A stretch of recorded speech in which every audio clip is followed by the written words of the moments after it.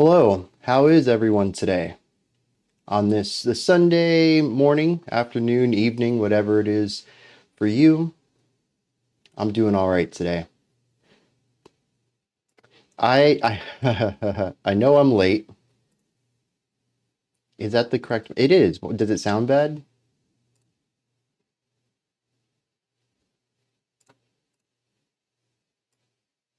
Is this better?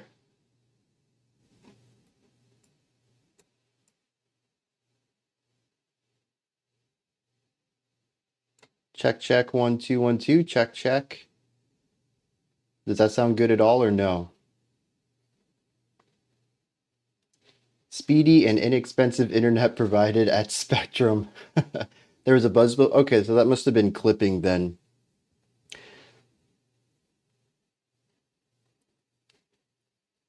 Still trying to tweak this, but I think I'm at a good place right here.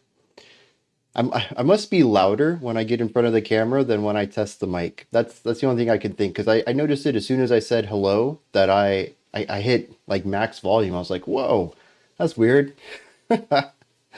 All right. But yeah, I'm testing it out today. Let me know if it sounds good, if it's clear, if it sounds like garbage. I'm tell them it sounds weird. It'll derail them a bit. Geez, I'm terrible at mixing voice. It's like you make all these little tiny tweaks over and over. Actually, this is like mixing all over the place. But like you make all these little tiny tweaks and you're like, I don't know if this sounds good. And then you turn them off and you're like, oh, geez, it actually sounded better before I messed with it.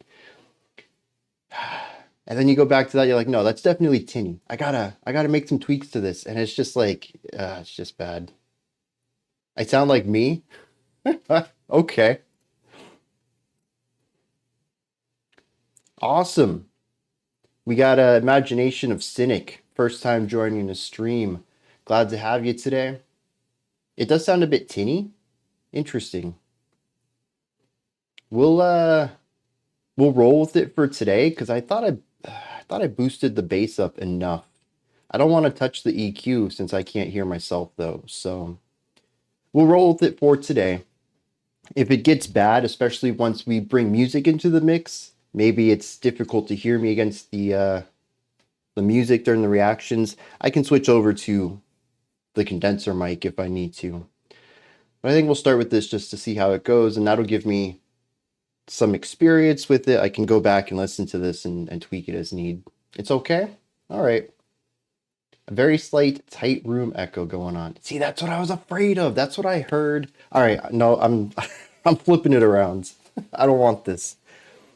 That's what I thought I heard last time I was tweaking it, and I hated it, and I thought I fixed it. You still need to hang your head in shame. That's fair. That is fair. All right, 1 second. Actually, I can just do that. Done. All right. That sound a lot better. Take a little bow. I don't want to bow today. Just hang the head for a couple of seconds. See, I think this sounds really small, but I think it's clearer and it lacks the room sound. And so, I don't know, man. Making bad sound quality is a good practice for black metal. That it is. We're going to stick with this one right now just because it's the norm. And I still have some tweaking to do on the little guy. I do need to fix one thing really quick, though, since I'm switching over.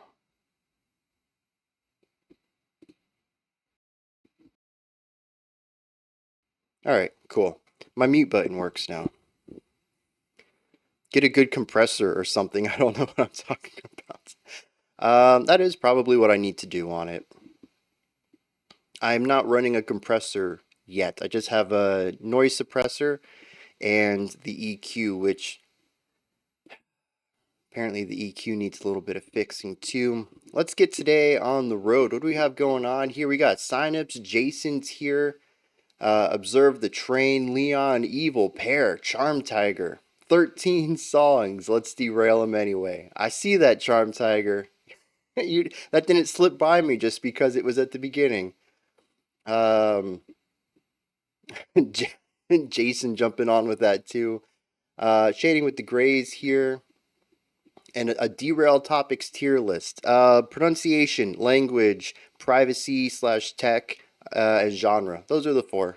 I don't know if I should list tier them, but they'll get me off pretty easy. They'll get me off topic pretty easy. Let me fix that real quick. Who else do we have here? The Youth Worship Explosion came in. Happy to have his Spectrum Internet. Imagination of Cynic, as we called out earlier. Yeah, we're off to a very strong day.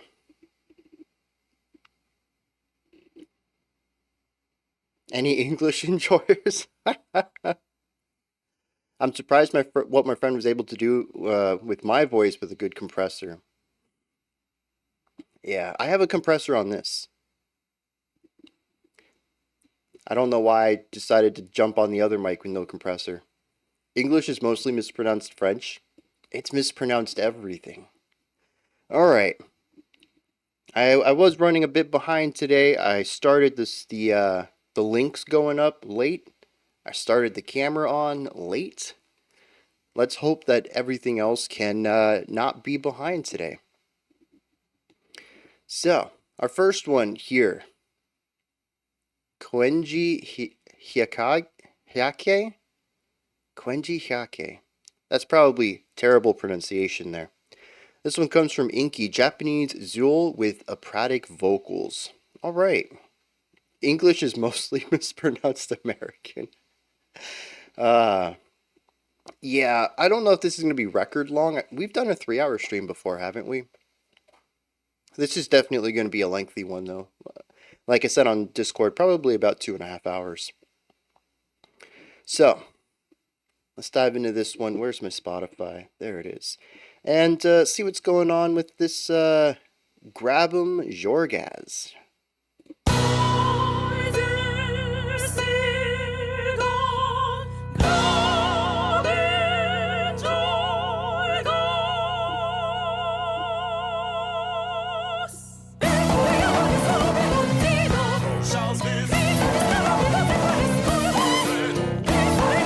Definitely Zool.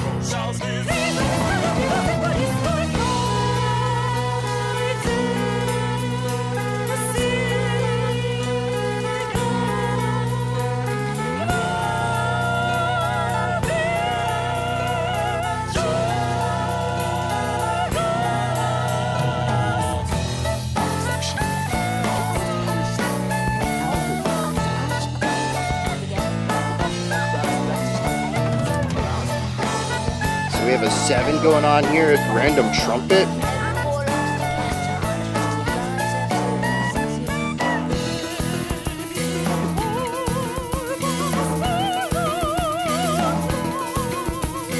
Jason's already dizzy. Oh yeah, the gaming stream's a bit on the longer side.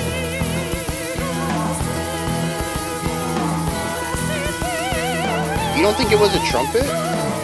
Now I'm curious. Very tense though. This is just like...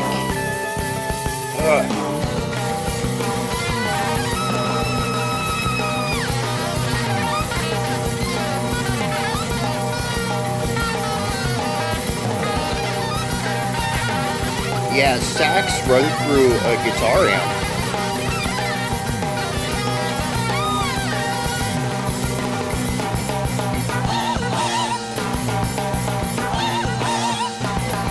Oh, jeez.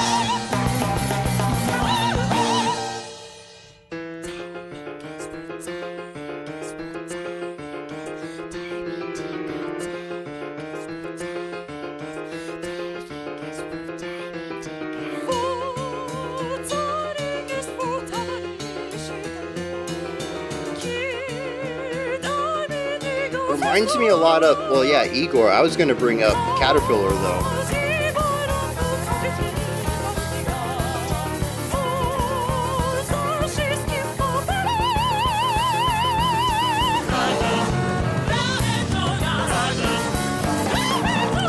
Now I'm awake. Yeah, this is better than coffee.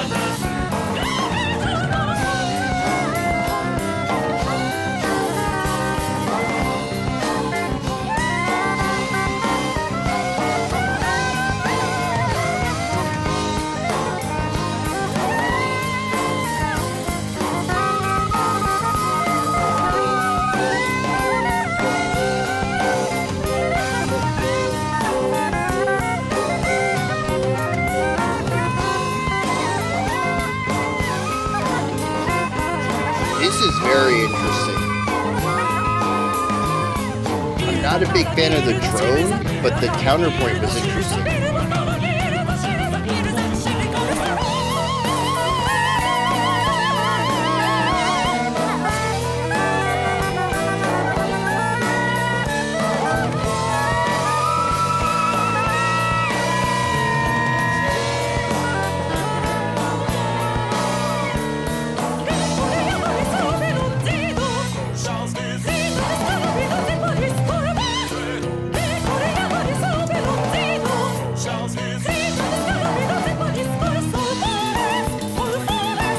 That bass work.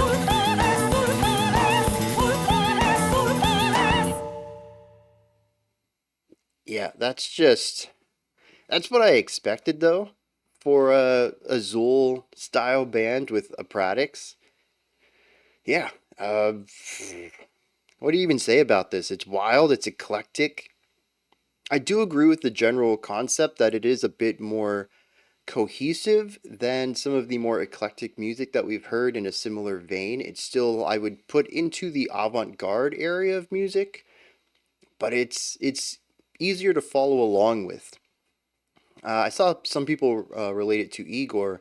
It almost sounds like Igor mixed with Unexpect to me. Unexpect has a bit more of the technical rock and metal side to it that incorporates more fluidity to ideas while still having Igor's eclecticness. And I think it's a really interesting midpoint there.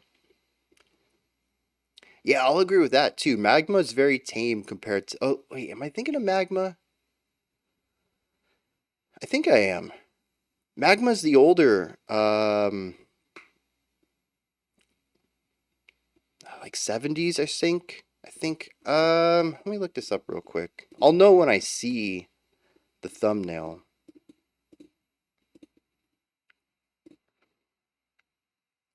I felt like Unexpected is one of those bands that had songs that didn't feel like songs. Some of their sections, some of their tracks, yeah, I'll give you that. But when I checked out their album, yep, Magma is what I was thinking of. Can you believe we've only checked them out once? Back in 2020. It was pretty much for the 1 year anniversary of the channel. I was young, man. Such a fresh face into the world of progressive metals and rocks. And y'all threw me Magma. Ah, jeez. They invented Zool. Okay. They're from the 60s. Wow, even earlier than I thought.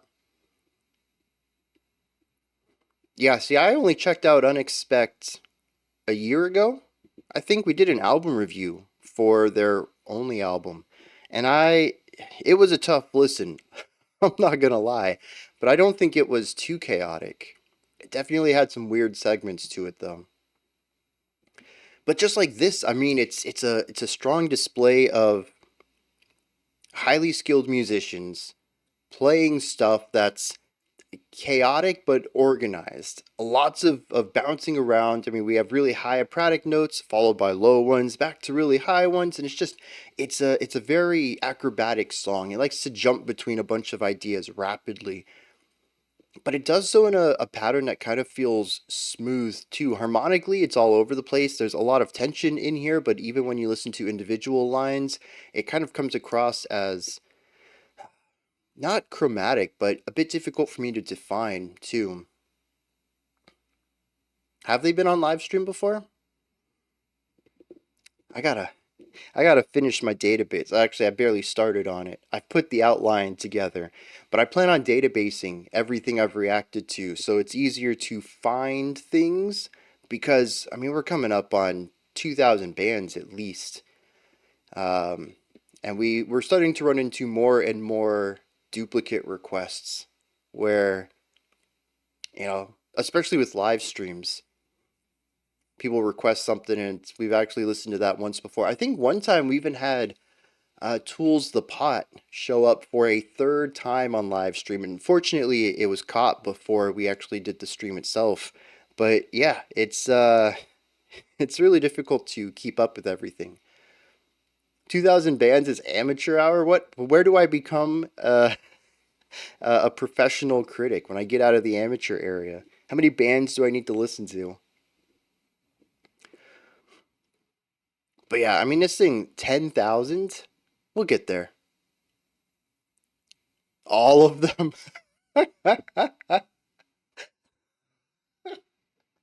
It's a repeat of last week where the youth worship explosion just can't get ahead of the game. Someone always cuts him off. uh, you like music? Name every artist. I don't know if I enjoyed this though. I think that's the big barrier for me. 4 minutes, I'm fine with. It was good enough for an exposure, but would I be able to listen to a 40 to 60 minute album? It's tiring. It really is. It's an exhausting thing to listen to. It demands so much attention, and it's in a language that like I can get, but it takes me time to interpret. And that's even more processing energy. It's just a very mentally fatiguing track. I am a professional critic by definition. You are right there. 1 hour of each band. Ah, jeez. Who's Skarufi? And how much is 5% of their reviews? Yeah, dude, I've never been a big fan of professional, just meaning that you get paid for it. But, I mean, I am a professional critic. I've always been a fan of the other definition of professional, which is experienced. Having a majority or a lot of knowledge on a field. The opposite of a novice, basically. But I mean, you can be a terrible critic and get paid for it and be a professional, and to me, that undermines the meaning of the word. You have to get paid by some big faceless corporation. Be right back. I'm gonna go find a sponsor. Just email all week trying to connect with corporations. Paid, experienced, and highly appreciated. I appreciate it, Pear. All right. We got some Yoth Iria. Iria. That's got to be it, right? You aren't a professional until you get your Battle Legends sponsorship. Isn't it is that Raid? Raid Battle Legends? Is that still a thing? Do Raid ads still pop up all the time? Oh yeah, NordVPN. Is RightScribe still a thing? Shadow Legends. Yeah, that's what it is. I couldn't remember either, man. All I remembered was the raid part. I've never seen Factor or PDS Debt. BetterHelp I have seen. Ground News I haven't. It's interesting. I mean, part of it's probably because I don't watch a lot of YouTube, and the other part is probably because I don't watch ads on YouTube. Oh wait, these aren't ads. These are sponsored bits. Do I not watch sponsored people on YouTube?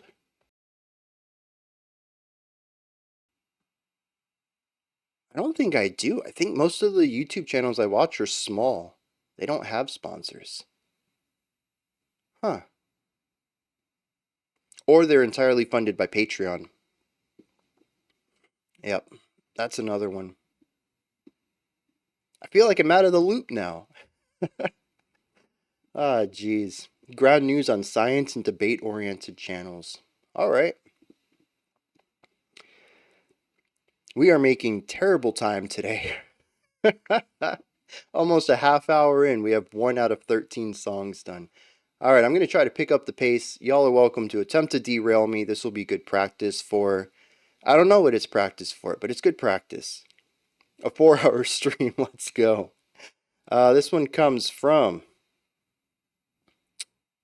What is... Oh, yeah. Jeez, again. One of these days, I will remember to run the script before I start the stream. There we go. Alright, this one comes from Zyke Me with no context. I need to ask them for a pronunciation. I think I've been calling them Zyke Me for 4 years now, and I don't know if that's it. I just realized the Y is in the middle. Make it last longer after my song. I got stuff to do. Alright. Y'all gonna work together to get me a raid sponsor? Jeez, I don't know. There would have to be a lot of money. It would feel really weird for me to sponsor something I don't believe in. But you know, everyone's got a price. And I would do it. Is World of Tanks still a thing? Alright, let's dive into Yoth Iria.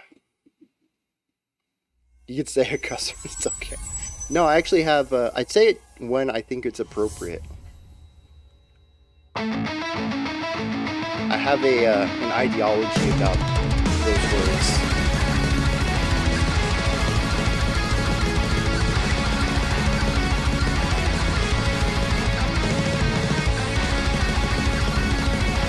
I like the vocalist, he's just like, I'm preparing. Ooh, a big ask right there, Pear. I don't know if I have a price for that. That's a big ask.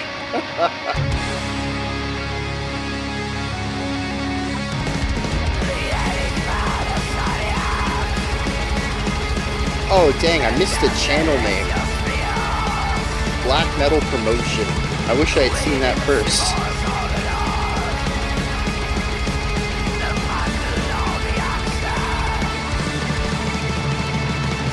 The soul of the entire family. You're not wrong though. It definitely taints the whole group.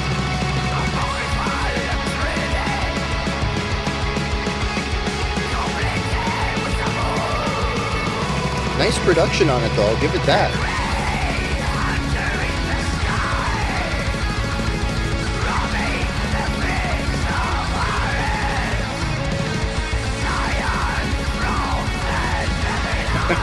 Didn't the demon steal all the souls already?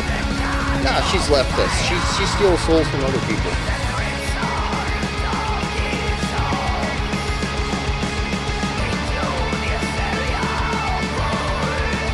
I did like that bouncing up and down riff at the blast speed. If it comes back, I'll point it out.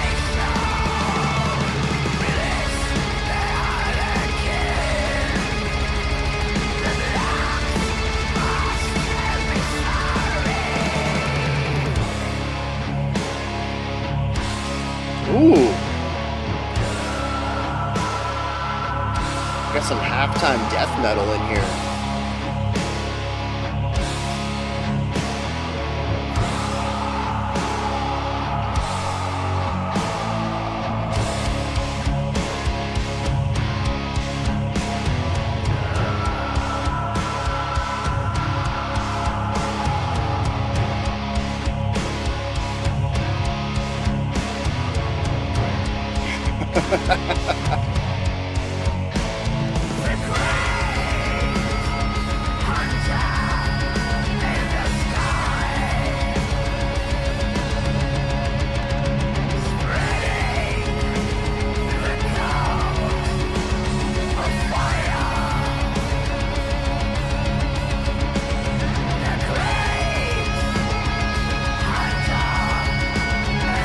You know, it kind of, are there any bands out there where, like, a bunch of kids got, like, their grandparent to do, like, lead vocals or something? And so it's like a family band, but multi-generational? Ooh, was he bending the string above the nut? Is that what happened there?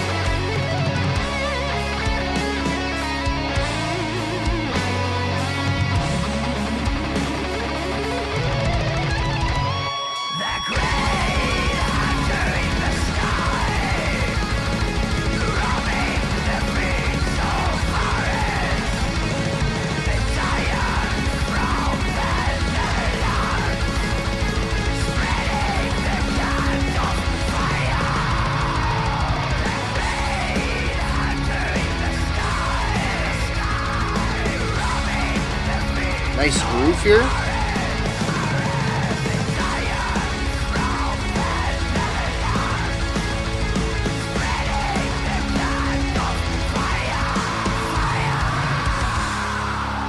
Yeah, despite the very clear black metal opening, that ended as a death metal track. I can get behind that. The singer was a member of Rotting Christ way back when. Interesting.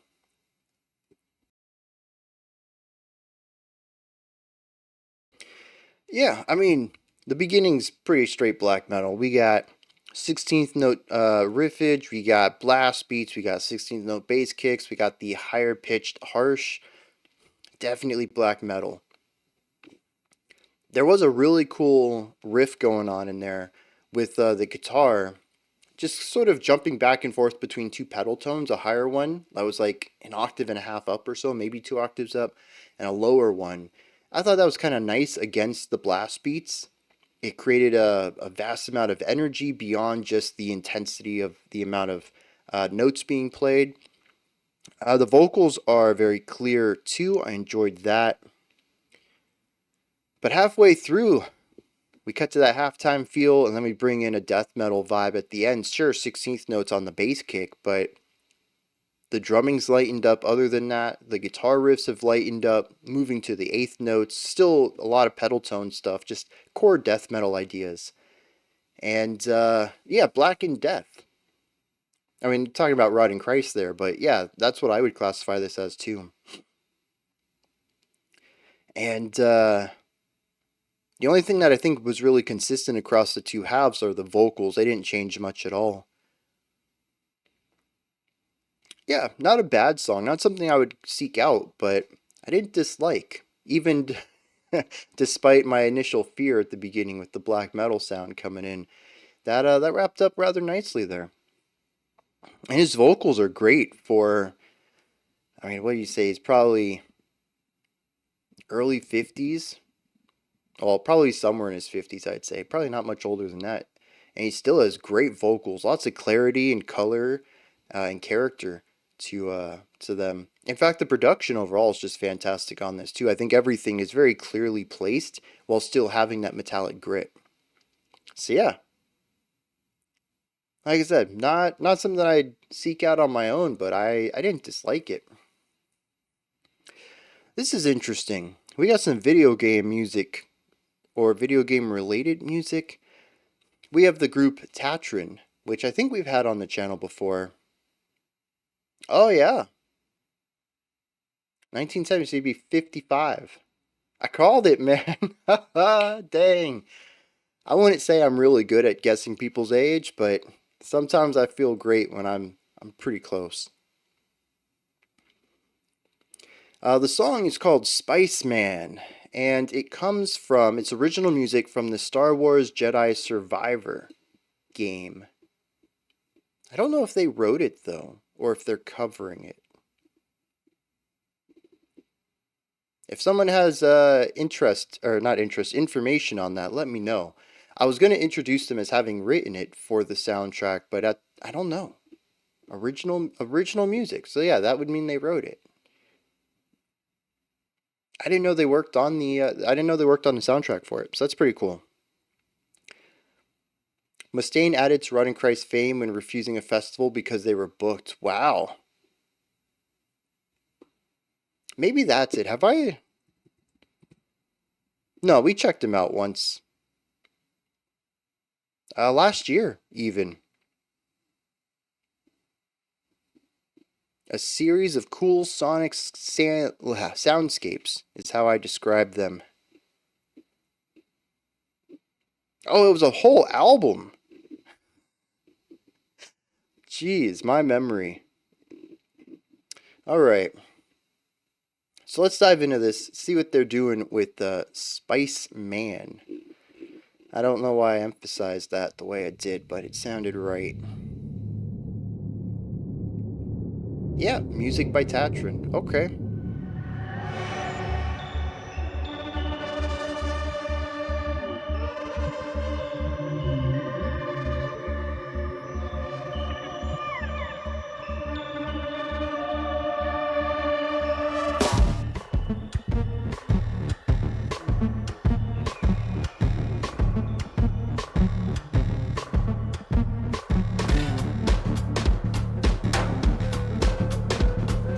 Okay. We also did these on a live stream, didn't we? Dude, look at that kit. I mean, that crash symbol is weirdly warped, but he's got a bunch of cool stuff on his right, too.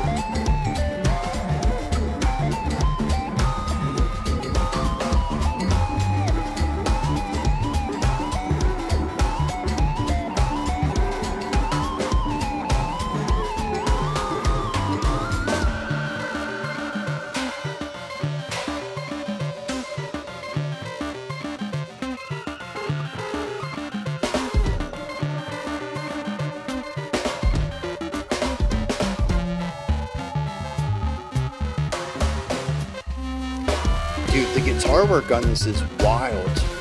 What's the giant pinball? It sounds great, though.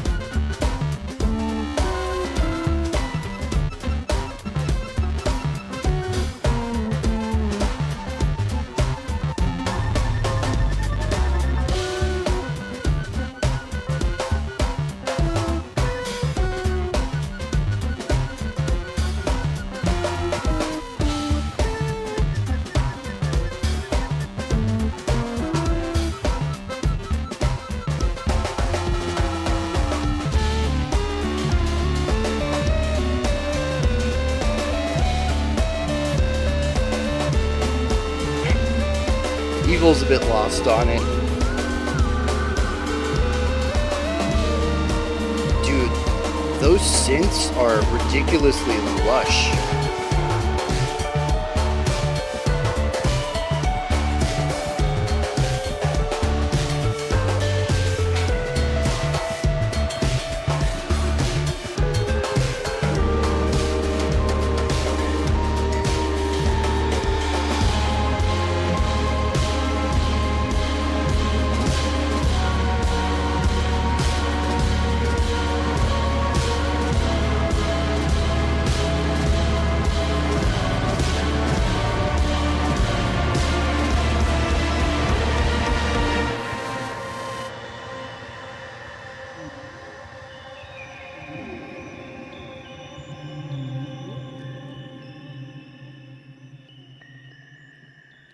Yeah, I mean, I think I nailed it when I described the album.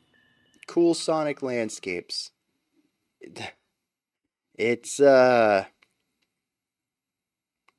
lot of it comes down to the guitar and bass and the ways that they got their tones set up, the different sounds coming out of it. It did feel short though. Something about that didn't feel like a true ending, you know? Like there should have been more. It's yeah.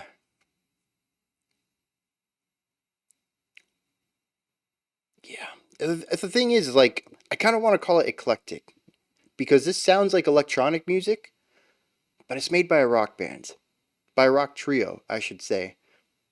But it's not really eclectic in sound. The soundscapes sound great. I think they're very evocative of a type of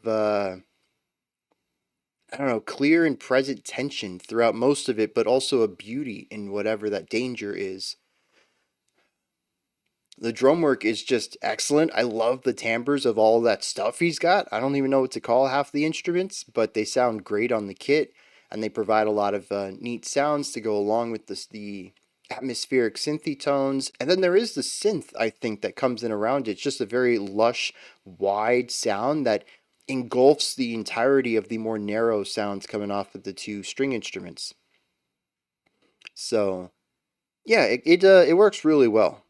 It creates an interesting sound, and like I said, this could have been one guy with a drum machine and a keyboard, and instead it's a rock band doing it. And I think that's what really elevates it for me.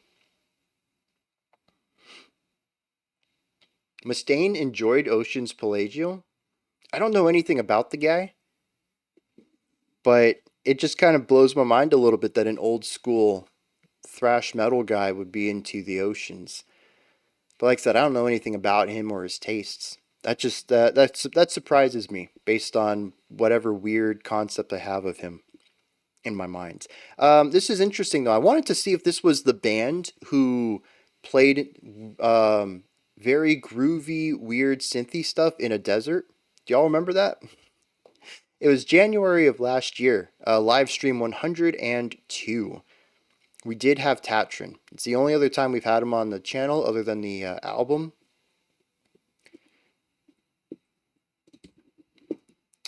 And so I went and looked it up. I'm gonna mute this. See, we do have Tatran here. And they are right here. I don't know if this rings a bell for anyone. This was immediately what went into my mind when I started seeing this music video. And I was like, wait, I think we've seen them before. And I remembered this specific thing. Yeah, right? Absolutely wonderful stuff. Now, see, here's the reason why I'm pulling this up. This is really strange.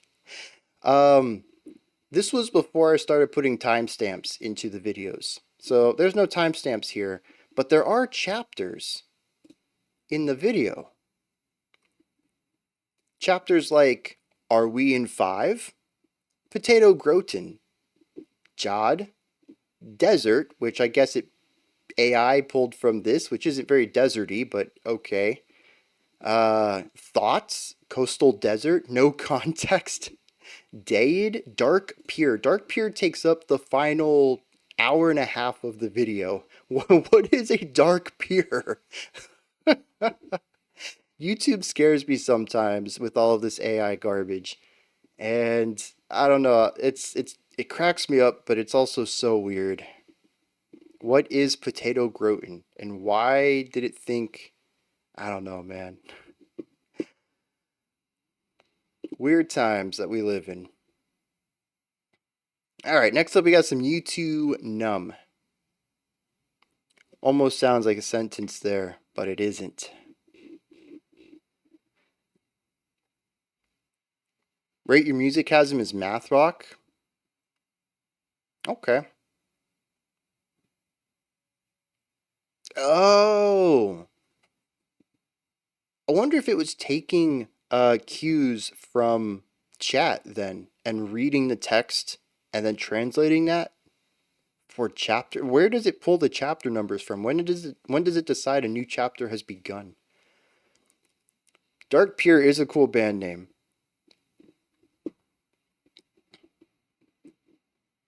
I'd even watch a movie called Dark Pier. I'm intrigued by that. What's going on by the water? Such a dumb sentence. What's going on by the water? All right.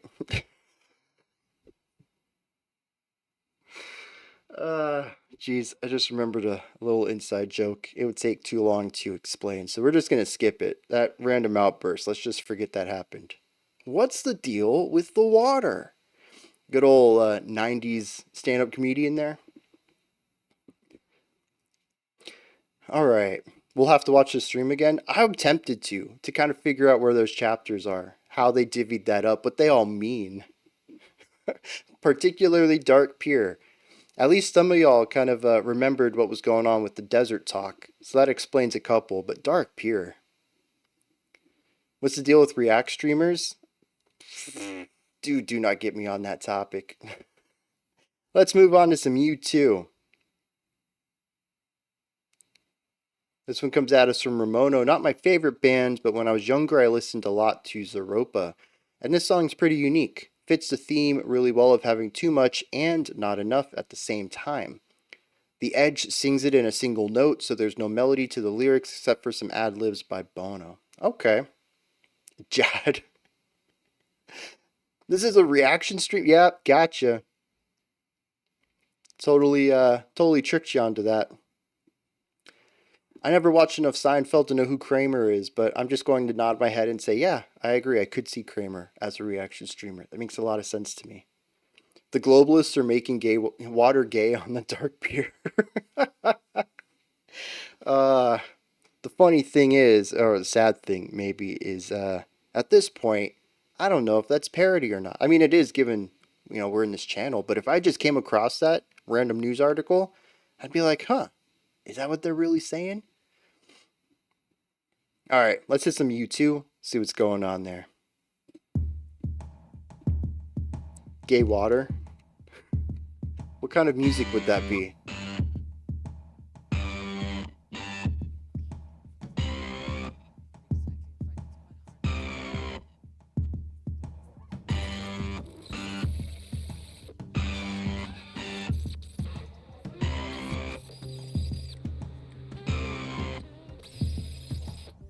Don't move, don't talk, out of time, don't think, don't worry, everything's just fine. Just fine. Don't grab, don't clutch, don't hope for too much, don't breathe, don't achieve or grieve without leave. Don't check, just balance on the fence, don't answer, don't ask, don't try and make sense.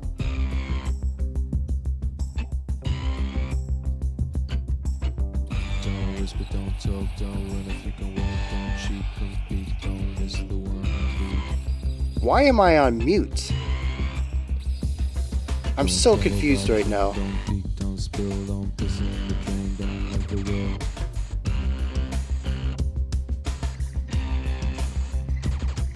Don't feel like anything, don't compensate, don't get it on cold, don't know where I'm late. Don't hover at the gate. Don't take it on board, don't fall on yourself, just play another chord. If you feel it getting bored. That does not look comfortable.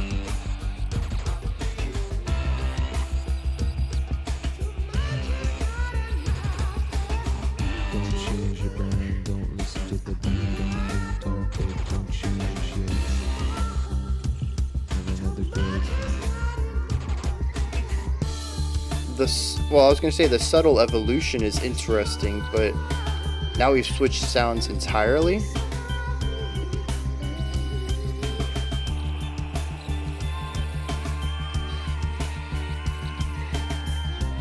Mute too. Clever.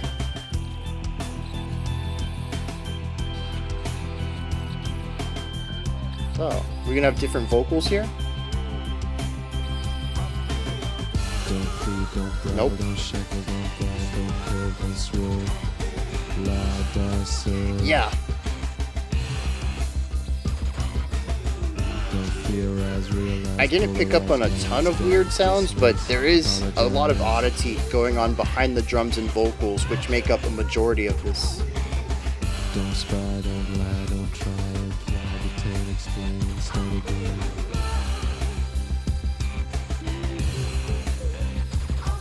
Don't drive, don't coax, don't cling, don't hoax, don't fleek, don't leak, don't speak.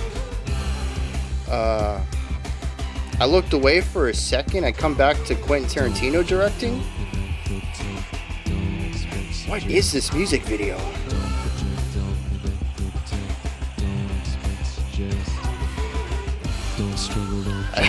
Yeah, I have the same thoughts, Leon. What is going on?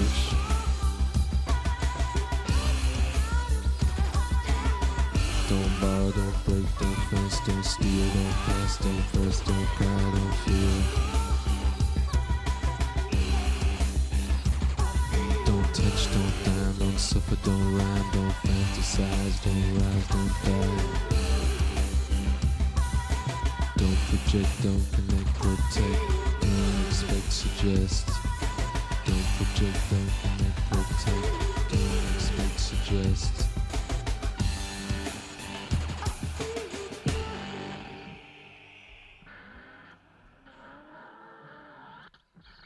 I was hoping that last selfie guy kissed him on the cheek too. That would have been cool. Alright, so. What did I just listen to? The one time you two took rugs. I knew you meant drugs, but something about them just walking into a store and stealing a bunch of carpets cracks me up.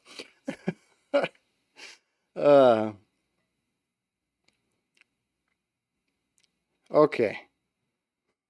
So there is this focus on monotony here, between the vocals being monotone and a generally similar pulse throughout, the drums being the most prominent sound in the backgrounds, and them being rather consistent throughout as well. And too much rugs are bad for you. They pulled the rug out from under you. It seems to be a song that is supposed to be boring because it's supposed to be singular in vision. It's supposed to be singular in sound, and I think the music video alludes to that as well. That no matter what type of what is it called?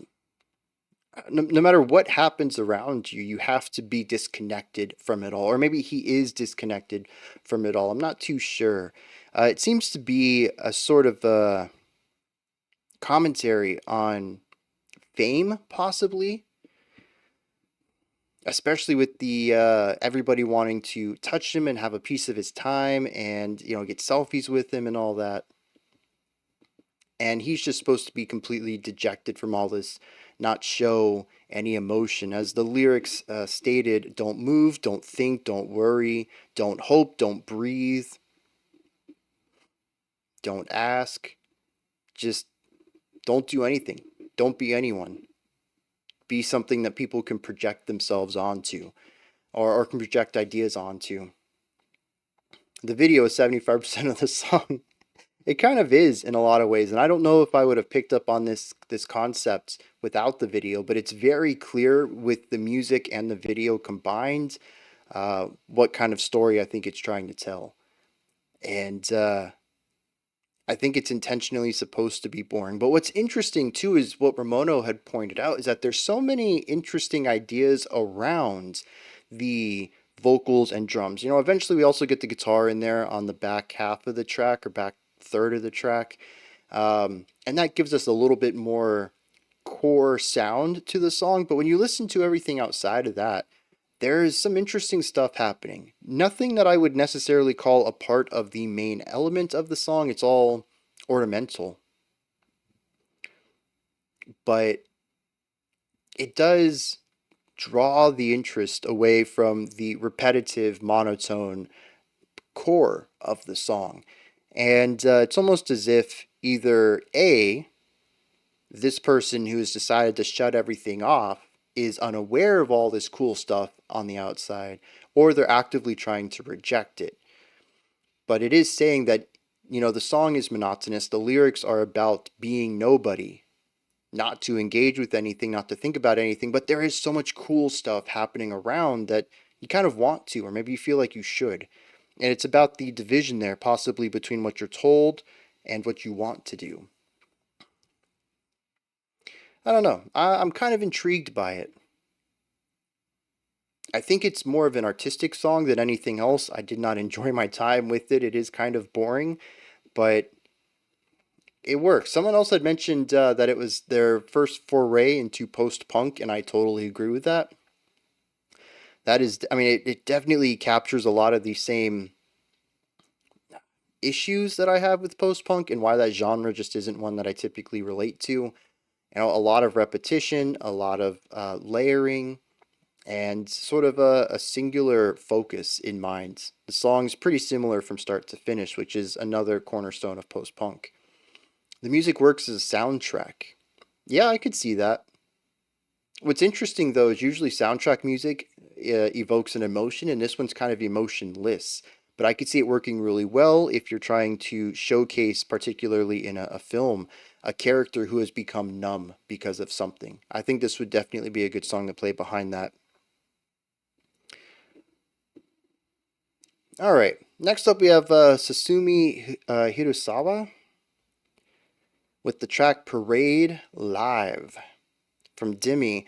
I don't think you've ever reacted to Susumu Hirasawa. He's a Japanese musician, multi-instrumentalist, and soundtrack composer, most well known for his soundtracks of Satoshi Kon works and Berserk. I decided to go with his live performance because it showcases his eclectic instrumentation choices and electronics he uses, sometimes built by himself. Have fun. You picked it because of how weird and unique it is, more than because you like it. Yeah. It's definitely a good song to show people who think they know what U2 is. And just, it's weird or interesting visually. It's obtuse for them. It's a little different from their usual style. Yeah. They were part of the original post-punk movement. I know they're an older band. I've always associated them with alternative rock.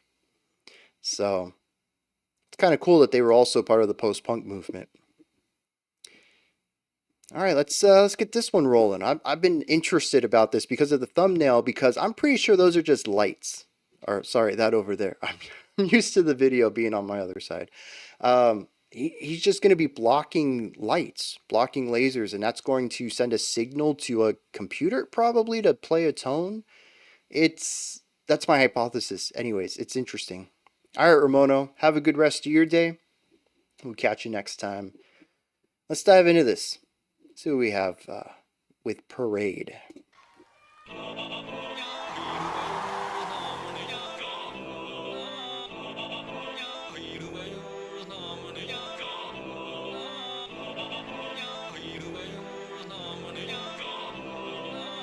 Alright, so the song's even weird before we get into the instrumentation.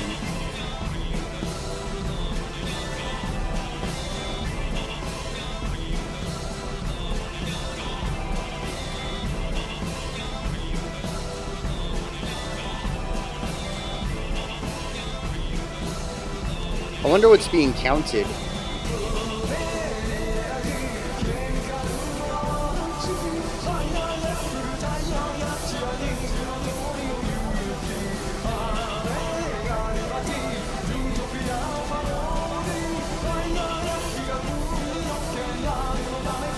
What's going on with those touch pads in the back?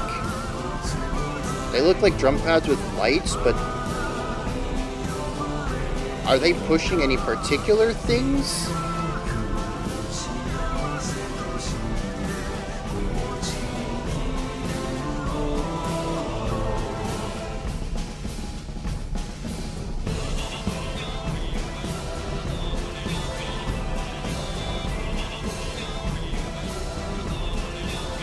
Oh, you know what? They're lining up with the choir hits. But I don't see any pattern to the pictures, so I'm wondering if the pictures are random, but the samples aren't.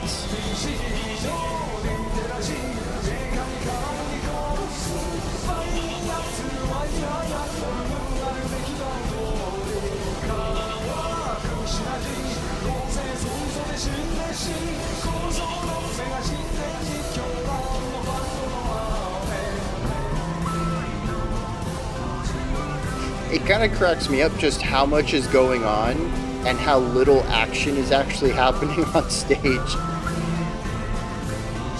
Interesting vocal layering there.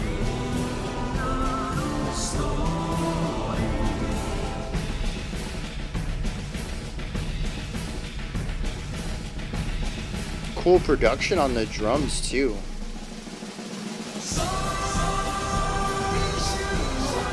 Yeah, Hypnotic's a good one for this.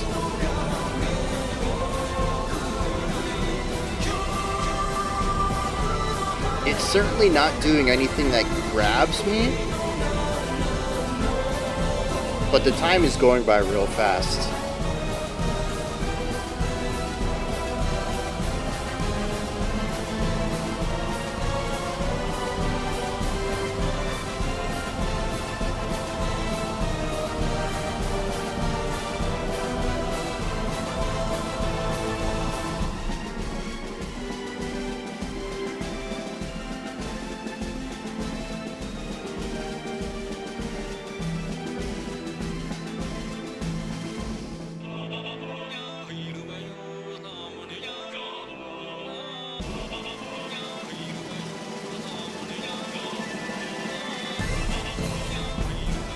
The numbers weren't going up during the isolated vocal samples, but it was going up on the snare roll rather quickly. Are those snare hits?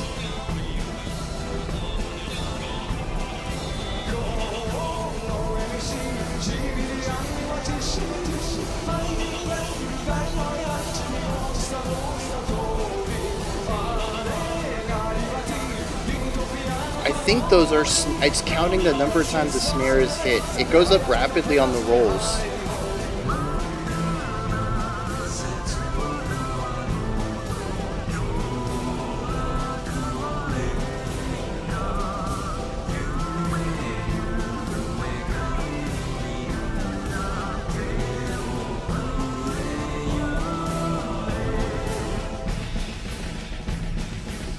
right.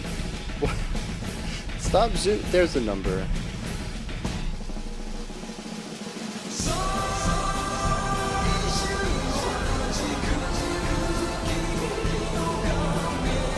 Well, it's funny you mention that. He's no longer doing the big movement. He's just like, I think he's getting bored too.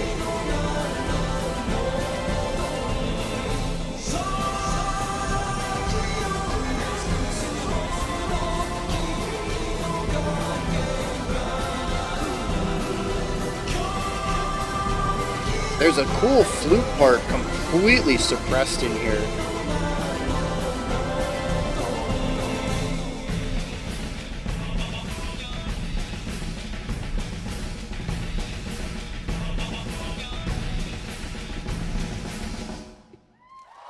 Yeah, those are snare hits. Okay, so I have a lot of thoughts on this.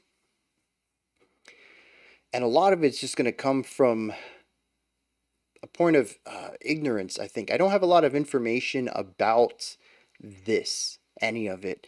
And I think that really hinders my ability to appreciate it because musically it's fine. I think it has a nice atmosphere to it. The melody is catchy enough. The drums keep the tempo. There are some nice layers. You didn't know live could be boring as an office job. The melodies are catchy. The everything that sits on the outside, the choir sounds great. That flute melody at the end was excellent. I enjoyed that. It was just, really tucked inside the mix. It might have been there from earlier as well. There's the other thing right there. It's an instrumental from an animated film. Which is probably this, isn't it? Yep. Parade from the movie Paprika. Okay, so it probably works really well when tied into its other context. But I think on its own, it just isn't that interesting. It's good background music, sets a great tone, sets a great atmosphere. And like I said, the vocals are catchy enough. But usually in something like this, there are a lot of moving parts. We have the flute, we have the choir. It makes me want to know how that's made, and I had a really tough time figuring that out. I still don't know what the drum pad players were playing. As far as I could tell, that was the choir, but I'm still not sure about that. The flute, I have no idea where that came from. No one seemed to be playing anything like what the flute was doing. And if they were working in samples of, I don't know, one bar phrases, I guess one of the drum machine players could have been doing that. But just, I don't know, man. It feels really weird to me to hear music and see people playing and such a division between the two of them. The only one that I felt really made a lot of sense was watching the vocal samples at the beginning, doing the light stuff. I could see when the sample came in, when a specific beam of light was broken. I did find it funny though how his part was just alternating left right down through the rows, and the drum machine players had to like bounce all around. They weren't just given, in order. They had to memorize some stuff. Which also kind of made me wonder if it wasn't a bit more for the visuals, maybe random. Because again, I couldn't find any pattern between what was being played and what was visually happening. So I don't know. It's weird to me. I usually like live music because I get to see how the music's made, but there's such a veil that's disguising the production of the music to the end result that I actually think I disliked this more because I couldn't see what was happening. It was like the music was fine, and then mentally I took it down a notch subconsciously because there was this divide. Something gave you a marching band feel. Part of it, I think, is the general melody of it all, but the heavy use of the snare and a ton of rolls and the four on the floor, that's it right there. Which I think works for the sound of a parade. I mean, even in this thumbnail right here, granted, it's a bunch of cats and frogs and stuff, but they have big marching snares. So, you know, it's definitely a very parade sound. But yeah, I didn't know I had that bias in me. And I'm not entirely sure that it is a bias, but I feel like that's what happened. I think if this was just the music, I would have a slightly better opinion of it. His band P Model went from prog to punk to electropop. He seems like somebody who explores whatever's interesting to them rather than just shoehorning themselves into a single sound. Oh yeah, visual showmanship. There's quite a bit of display of yeah, showmanship, performance here, which I think is interesting to say because there really isn't a lot going on. The drum machine guys have a lot of movement in the beginning, but it's the instrumentation and how it's presented that I think puts on a bit of a show too. Yeah, that's I want to come back to that, I think. I don't know. I want to reassess my opinion about it. We have some Allegaeon coming up next with the track Driftwood. The context for this comes from Jason Tech Death plus cleans and melody. That sounds fantastic to my ears, and I haven't even heard the music yet. Let's dive in. Logic Air Force, where they blow up a record label. Yeah, let me make a note of that. Logic Air Force by P Model, live hybrid phonon. Okay, that was very loud on my end.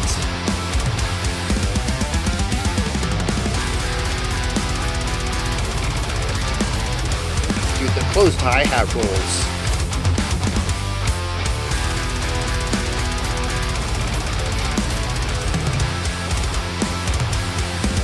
The drum work absolutely sells this.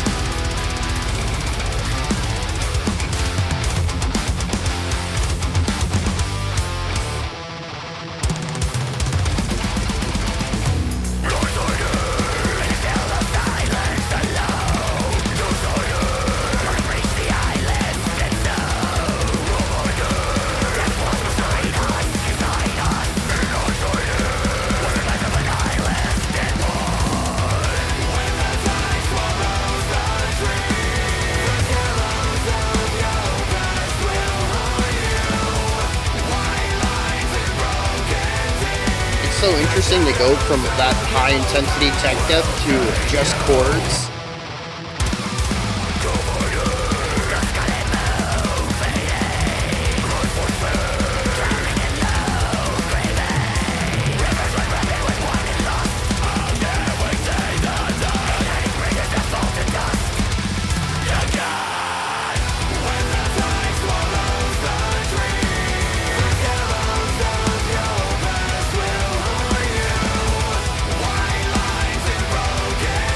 Oh, this is an album from this year?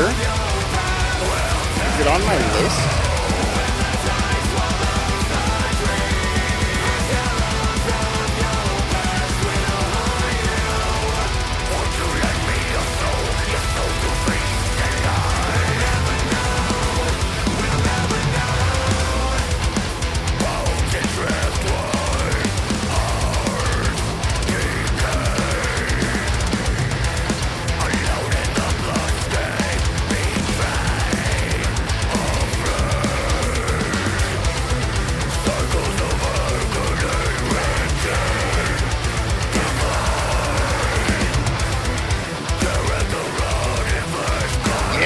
Dude, even with the odd phrasing, this is really groovy.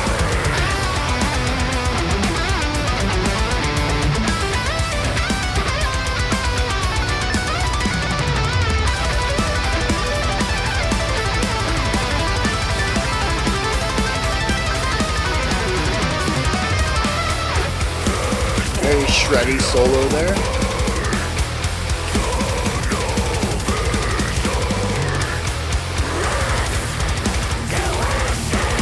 Yeah, the layered vocals. I've been waiting for them.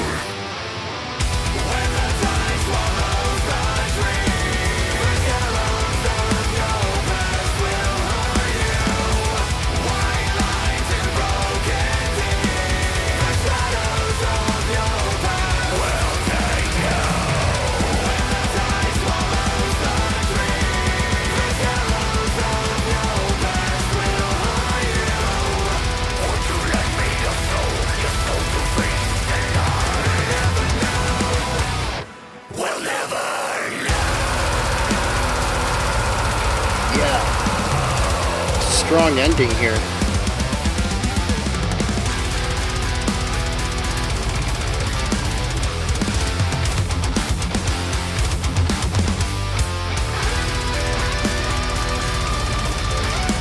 Don't do a fade out.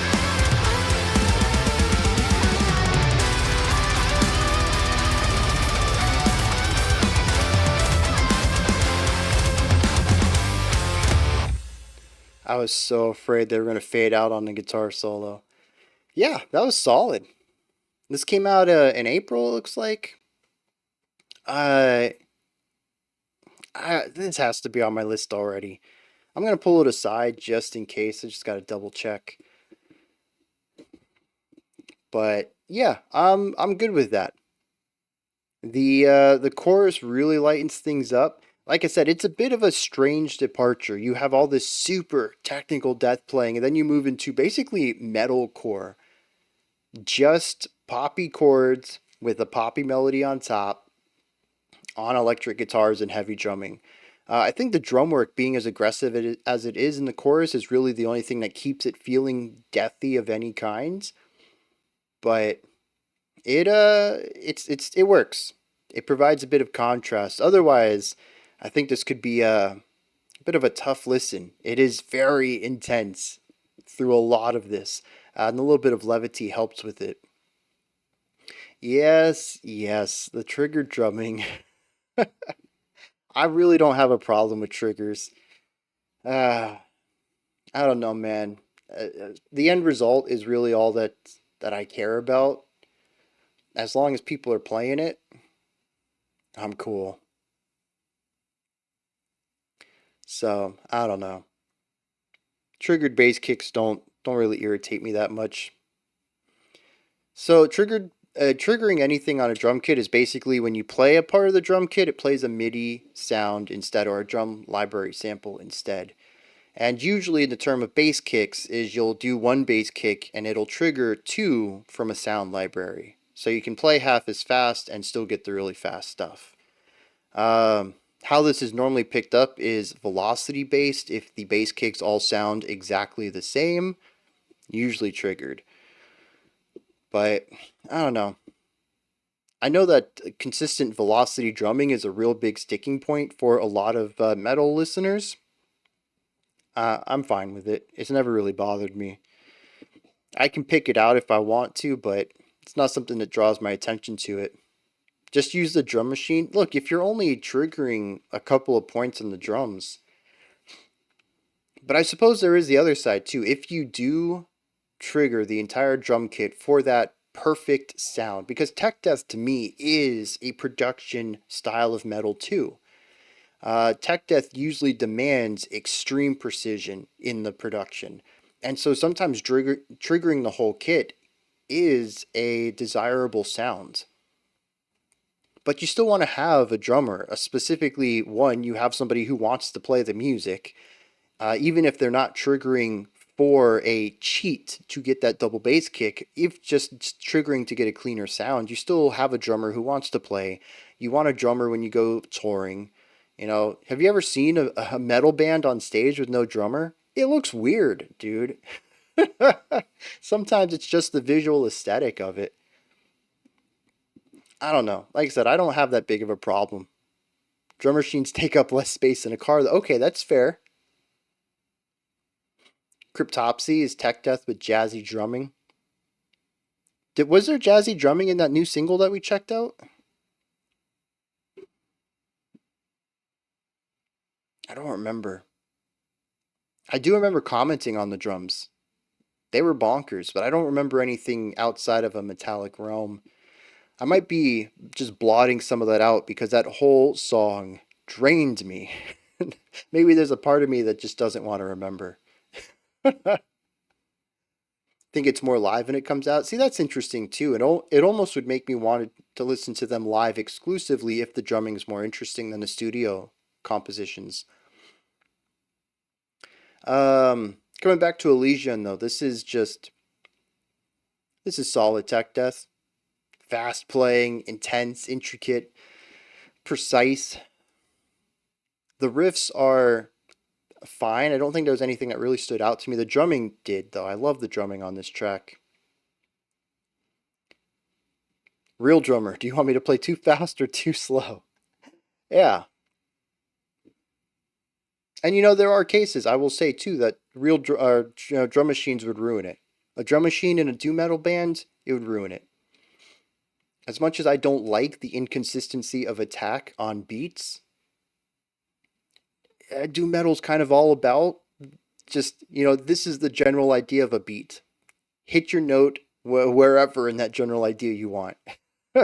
Precision isn't a key element of the genre.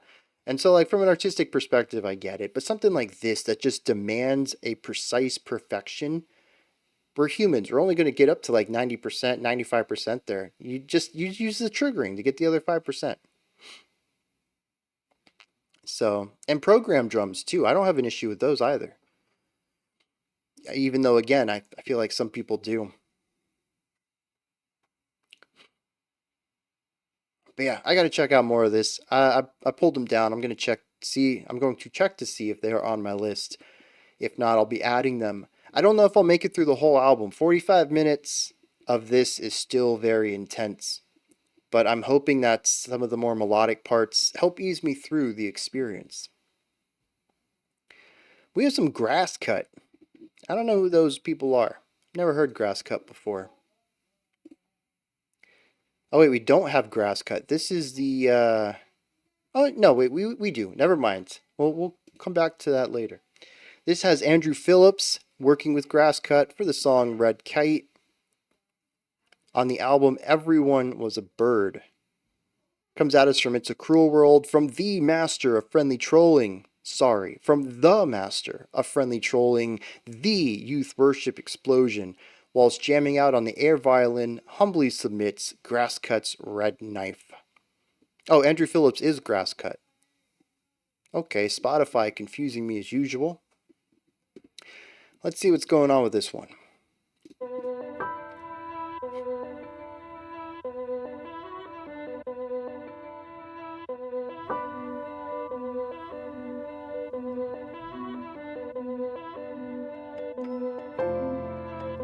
Oh, cool. Soundtrack composer also.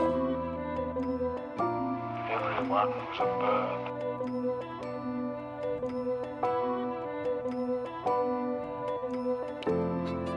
That, I don't know, dotted quarter drone off to the side.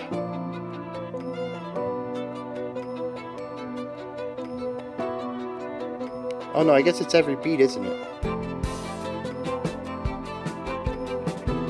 Oh, every beat and a half. Dude, that's... Everyone was a bird.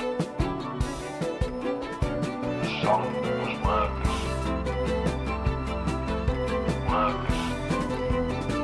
The woodwinds with the bells is a nice combo.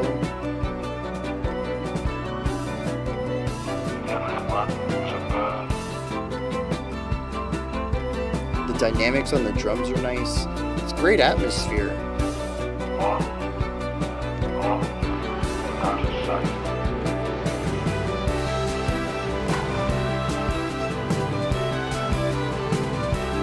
So we have the 1, 2, 3, 1, 2, 3, 1, 2, 1, 2, 3, 1, 2, 3. So we have that breaking up of the 4 on the cymbal. We have 1 and 3 elsewhere in the band, and then we have the triplet feel, the dotted quarter on the drone over there. Lots of polyrhythmic ideas.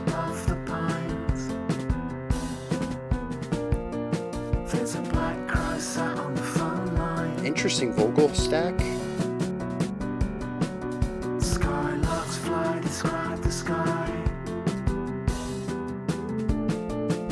And we too follow the hillside. Through the stone paths up to the copper mine. Through the slate dance up to the snow line. Follow the ridge to the eastern side. See concrete towers and power lines. Bumpiness. That's an interesting description. There's a red kite flying above the pines. Ooh. Those Ghost Note snare rolls, octave harmonies now on the vocals.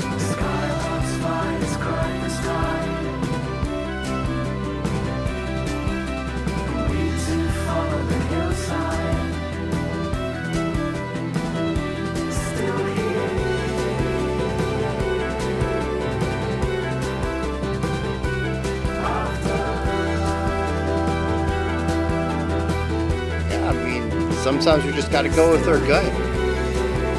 I don't know that I understand bumpiness as a description, but I'll take your word that that's how you're feeling it. Yeah, I've definitely said some stuff that's probably only I get. Bouncy? Yeah.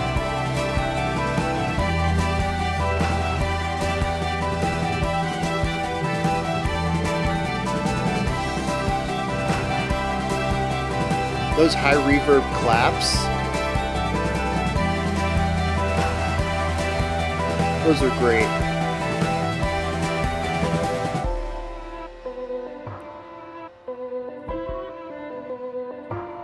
Everyone's a bird.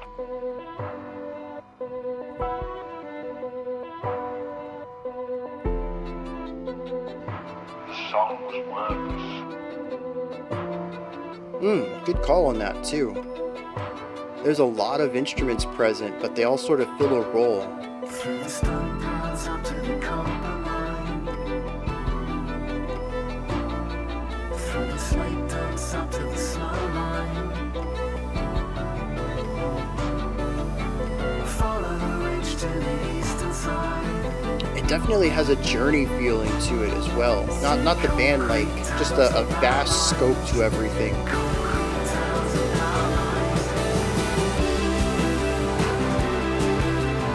And this is cool too because everything kind of like closed in for a moment.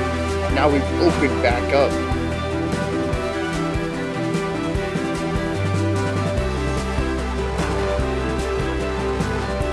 Great snare idea here too.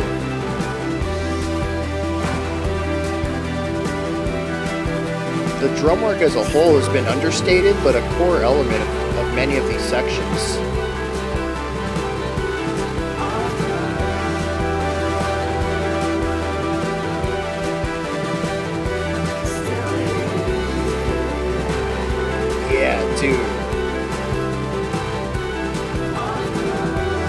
These vocal harmonies remind me of Anathema, and I really like that.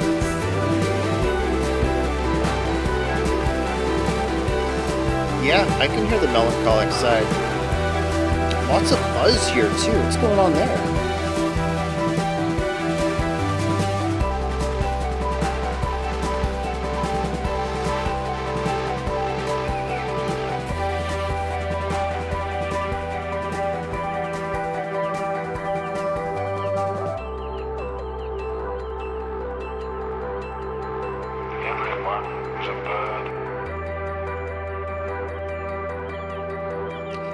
Yeah, I'm gonna have to check out more Grasscut. This is another one of those vibe tracks. And I really dug the vibe on this. Yeah, cool. Yeah, it sets a mood. We expand on that mood. We articulate on the mood. We compress it back down. We see some variation across it, but for the most part, many of these sections kind of have this mixed vastness or largeness in scope. It doesn't really feel vast. It just feels large without hitting like that epic point. So it feels very rooted but big, melancholic but hopeful, bouncing back and forth between the two of those, occasionally bringing them together. Yeah, and it's the variety of sound. The string arrangement in here is great, but we also have the flutes in here that I really love. The vocal variety, the drum work, man. Like I said, a bit understated in the mix, but exceptionally important to so many of the atmospheres of this, whether it's a bit more driving or laid back or syncopated. We had that multi-polyrhythmic thing in the first section, which was quite impressive. I was a little put off within the first minute or so, minute and a half. I didn't know if this was going to click with me, but it absolutely ends strong. And yeah, there are other songs that have a bit more variety on the album. Yeah, like I said, I'm going to have to check that one out. Never heard of Red Kite before. No, what is this Grasscut? But I really enjoyed this little sample of what they're doing. Curious to what else they make. We have some Ethan P. Flynn, Abandon All Hope next. This one comes at us from Ames with no context. And we're going to get off of Spotify for a moment and head on over to YouTube to check this one out. Another music video. That's 3 out of 4 today, isn't it? No, 4 out of 4. Yeah, all of our YouTube videos have been music videos today. It's the repetitive core that wears a bit. I could see that. All right, let's dive into this, see what Ethan P. Flynn has for us. That's a black metal logo. That's not black metal music.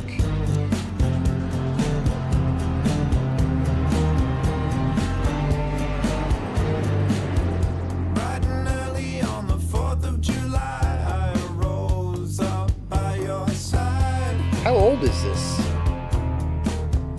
I take it one day at a time with the light on you when all red, singing, don't you ever get out of bed. I've got eyes in the back of my head. I heard what you said. There's no need to end up. The piano's a nice addition there. Happened to me, it could happen to them. Digging for gold. We got Running out of rope, now you feel like a centerfold. the debut album looks like it came out 2 years ago, which is what this came from. The end, you should know. Yeah, they purposely capture that really warm look As a bride, as a poltergeist, I hold up alongside, you know, the car and the dress. my own pride. It brings a tear to my eye when I'm Even the vocals, though, they feel like they're influenced by older vocal production. Now there's no need for anyone to die. If it happened once, it could happen twice. Digging for gold, running out of rope. Now you feel like a poltergeist tonight. Yeah, dude. Really bringing the sounds in for a moment. At a time, I take Yeah, definitely modern indie rock. I take it one day at a time. I take it one day at a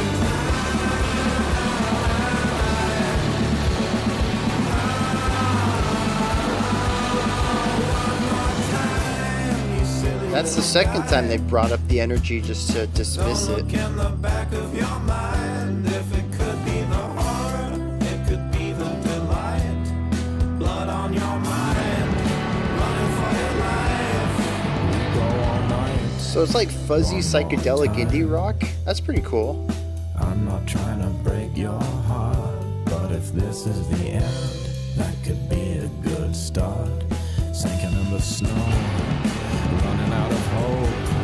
Sinking in the snow, running out of hope. Sinking in the snow, running out of hope.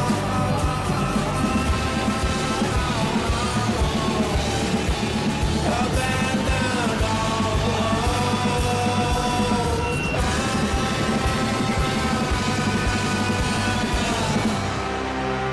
Okay. That's a bit eclectic.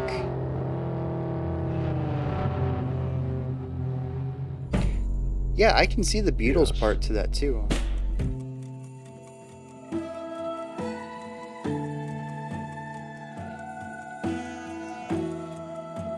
Beatles noise rock.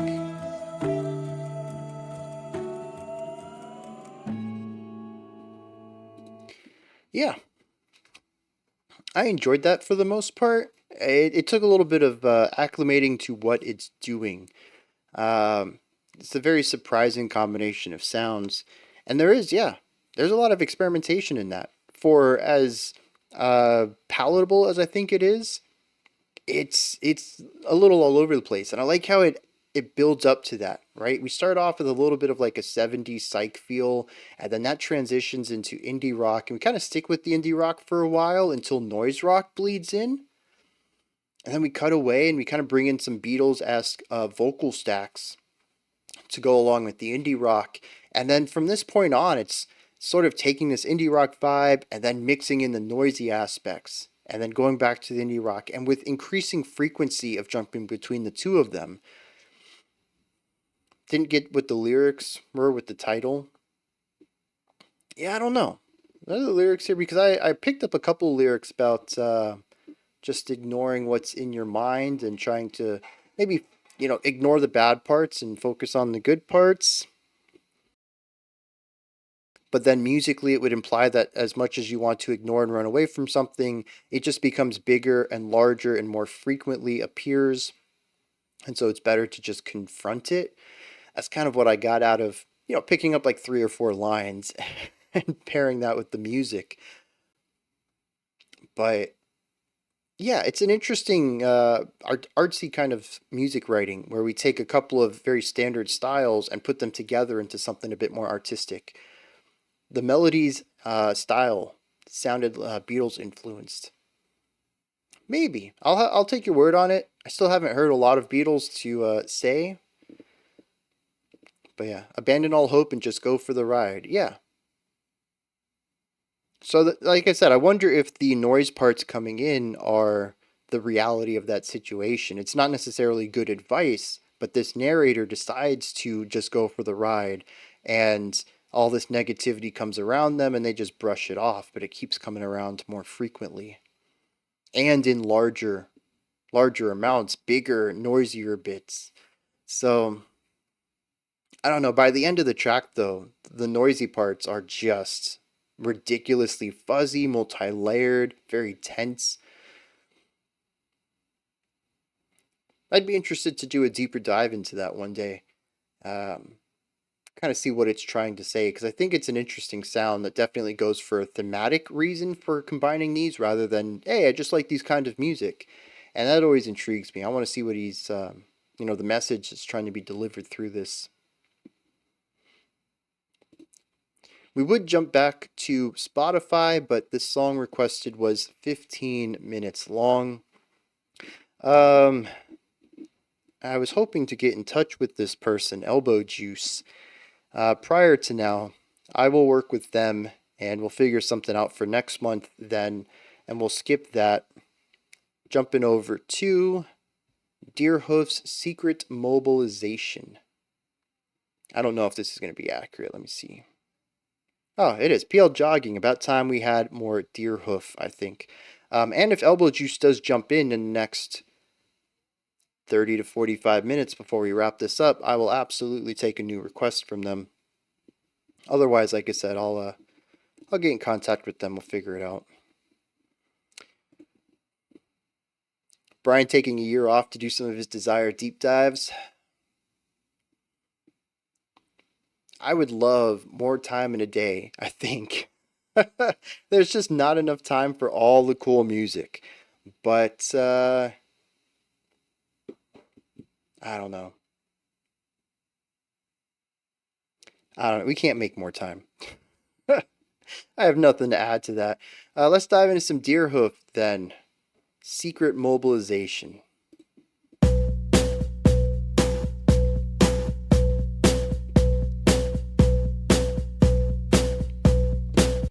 Okay. I apologize about that. That's very loud, though.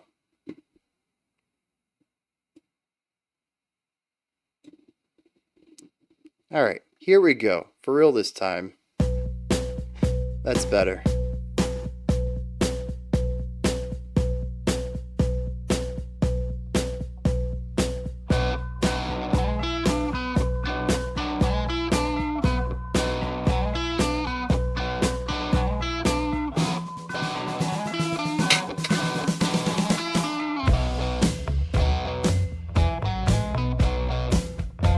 time is money, just print more. YouTube allows to play videos at double speed. Let's just enjoy what comes our way. I like that. Very chill. Dude, this is some, like...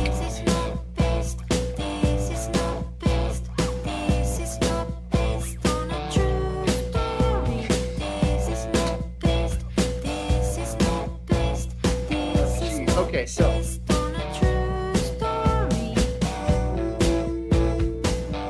I was thinking that this riff is very simple. It reminds me of classic rock.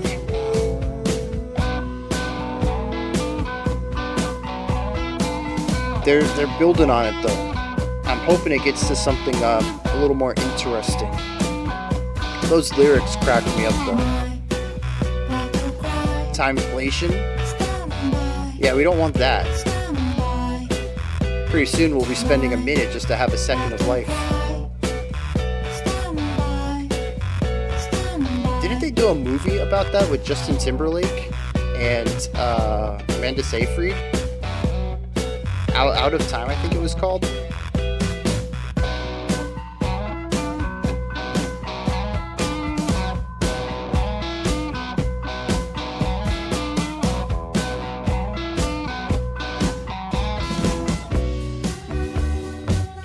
Okay, dang. I like so many little aspects of this. It's just not coming together as a whole for me.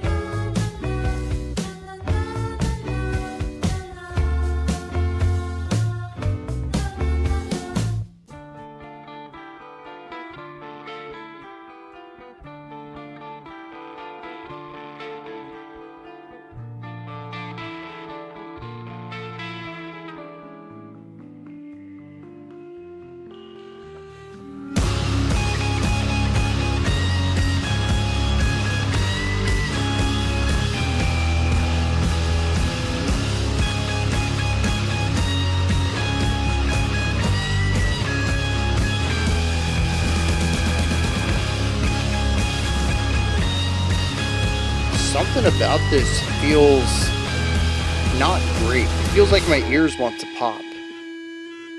It's just very... Is it over? What in...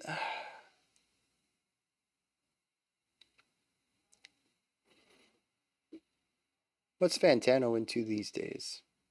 Arcade Fire, Pink Elephant?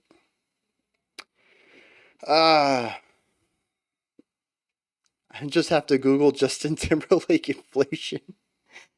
I don't think it was about time inflation, but it was definitely time as a resource, and you could buy more. And like you had a little watch that told you how many seconds you had left to live. And you worked not for money, but for more time on your watch. I don't remember, man. It came out in like the early 2000s, so... Yeah, time as a currency. I think you even paid for your food in time too. You know, taking that time is money idea and just really working it into the core concept of the story.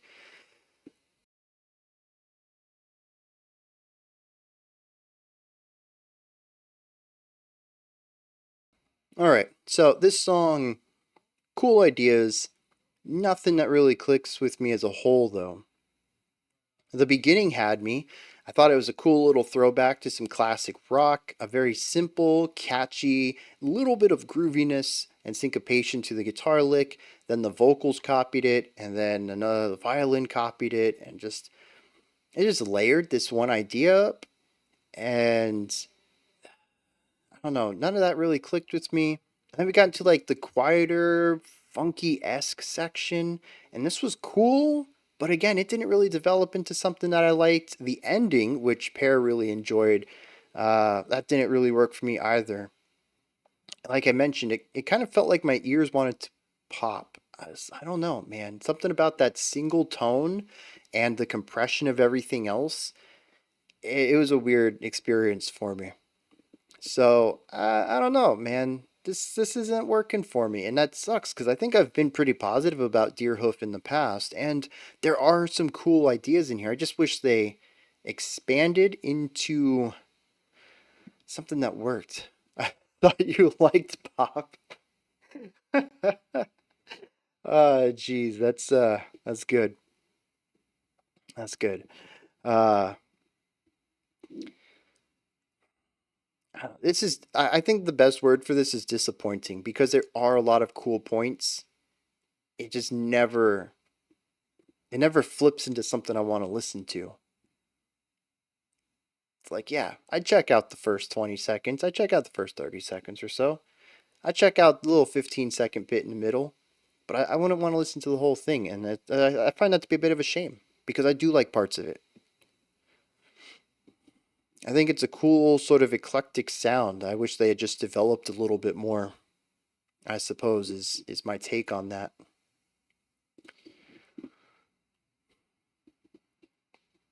Mindless self-indulgence. It gets worse. This one comes at us from Navronasis. Much of this album was written in the context of being an aging punk rocker. I changed the link because the official is a lyrics video that is distracting. Okay, I don't know why I added that. Usually I'm pretty good about only adding what's pertinent. But, yeah, so we have this one, though. I'm going to check this out. It's interesting because I heard Mindless Self-Indulgence for the first time in, 20 years, 15 years. I heard him last week, a single song that I guess has been pretty popular on the YouTube remix circuits. And my kid enjoyed it, and she went and got the single song for her playlist and played it for me. I was like, oh snap, I know that band. They're old. Deerhoof do exciting experimental classical as well. And see, maybe that's what I've heard too. Some of their, because they are a bit more of an experimental group as a whole. Maybe it is that I've just heard other songs that click with me better, and that was an isolated outlier. Cheated us of our 3-hour live stream by throwing out Lust Mord. We might still go a bit longer. We have 3 ahead of us still, and there's a chance that Elbow Juice comes in with the 4th one in the next half hour or so. But we'll see. Alright, Mindless Self-Indulgence.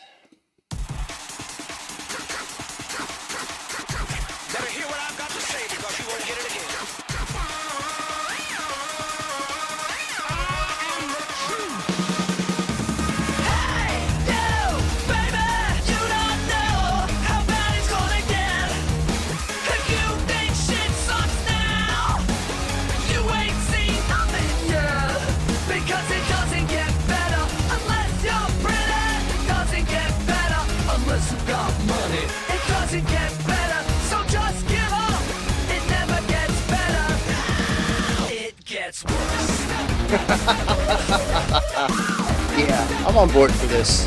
This is fun stuff. Shit, yeah. It gets worse.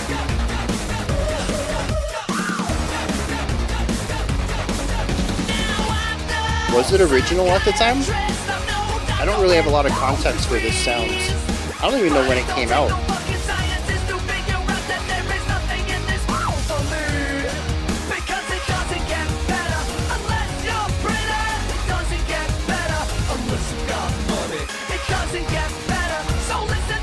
They formed in 97? It gets worse. You're gonna die alone. This came out in 2013. Oh, 2013? I thought this was much older. It gets worse.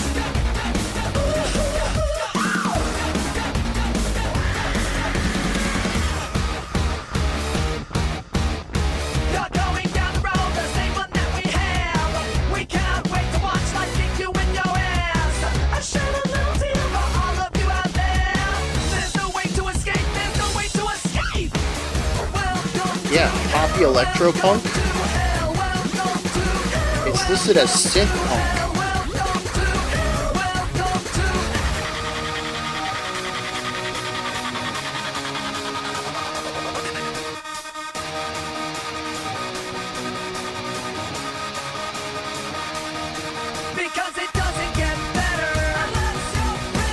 You know what's interesting is I can hear a lot of electric cowboy in this.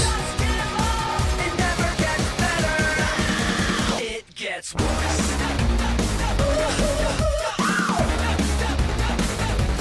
Solo crew world. Oh shit, yeah. It gets worse. What children's movie? Or just like the general concept of a high energy synthy punk thing. Because, like, yeah, on the general concept, I could hear stuff like this as like an energetic, like a tweener kind of film. Yeah, young adult. Yeah, I'm on board for this though. That's just fun stuff. High energy. It's a cool mix of punk's energy and drive with electronic sounds and heavily distorted guitars. The woohoos, yeah, 100%. You know what it reminds me of is the 90s. It definitely has a 2000s sound to it instrumentally, but the mentality of it is still very 90s. Very extreme with the woohoos and all that. Yeah. All the ad libs. And yeah, you know, as Signup said, great hook. This is a super catchy song. There is a very strong chance I'm just going to randomly think of this week and end up listening to it again because it is just that catchy, that much of an earworm, very entertaining. Yeah. There's a little bit of depth to it too if you want to start looking at some of the layers that they have going on, but generally speaking, I'd say that this is a simple song. It's just, it feels good. It's catchy. Just want to like dance to it. It's at surface level. I'm enjoying this. I'm having a good time. So it's a good song. And does make me want to check out the rest of the album too. Granted, it doesn't even break 3 out of 5 from Rate Your Music, but they're kind of a stuffy group anyways. So this might be a bit too poppy for their sensibilities. 13 songs at 35 minutes though. That is a quick album. And I think it's going to go down rather easy. Yeah, I could jump around to this all day. That's good stuff. Anything else I want to bring up about it specifically? Oh, it's playful too. Looking specifically at the first verse, the way that the pitch kind of hovers around a center note and then jumps up wildly, comes way down, and then jumps back up. It's just a very fun idea of building a melody out of that. Granted, that's an isolated incident. I think it popped up in the second verse too, but we don't hear anything other than those 2 moments. But it was still something that stuck out to me. A little bit of some eclectic melody writing just to make it feel a bit funky and fresh. Yeah, I dig that though. Interesting callback. Like I said, I haven't thought about this band in forever, now twice in a week. We have some Thursday, Fast to the End. Comes at us from Cameron with no context on this. Let's dive in, see what Thursday is bringing to the table.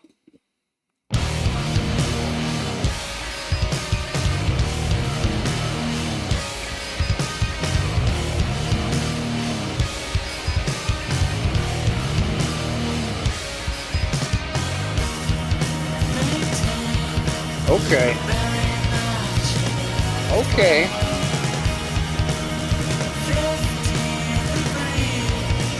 I think so. I think we've done They Might Be Giants.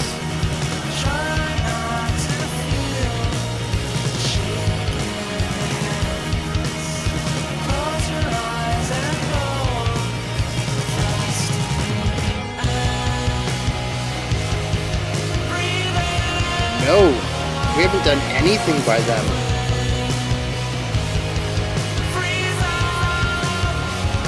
Dude, that bass line?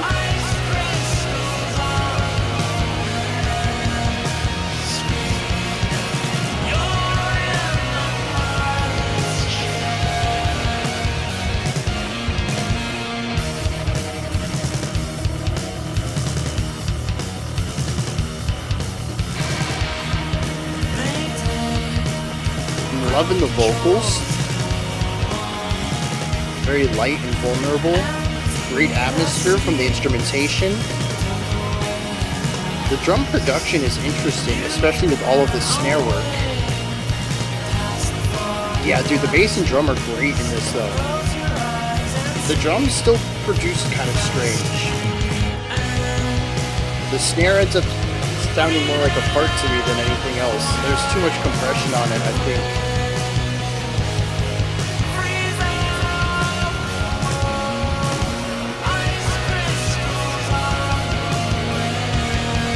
I've heard of them at all? Yeah. Although I only know one song from them. Mickey Mouse Clubhouse. That's a big bass drum too. Tom, maybe? No, bass drum.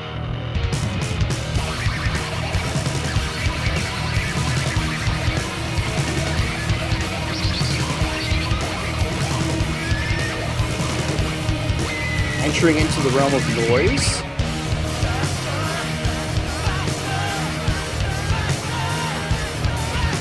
Yeah, dude, this is a good way to close out post-hardcore week.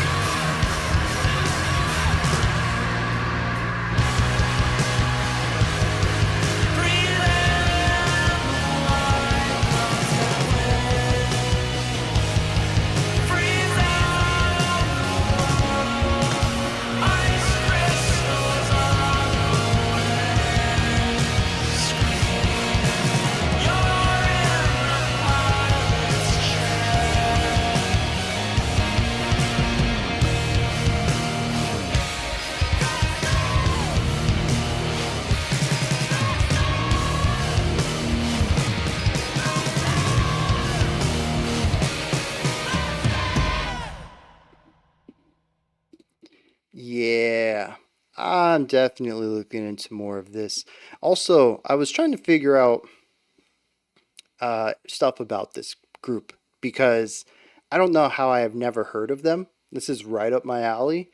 Rate Your Music has them listed as alternative rock, post-hardcore, and emo. That is 3 for 3 for me. I need a full discography deep dive on this. They formed in they released their first album in 99 and their last one in 2011. What's interesting, I think, is that the bassist and drummer went on to join LS Dunes, which we checked out a couple of weeks ago, I think, which featured Anthony Green from a bunch of projects on vocals and Frank Hierro of My Chemical Romance on guitar.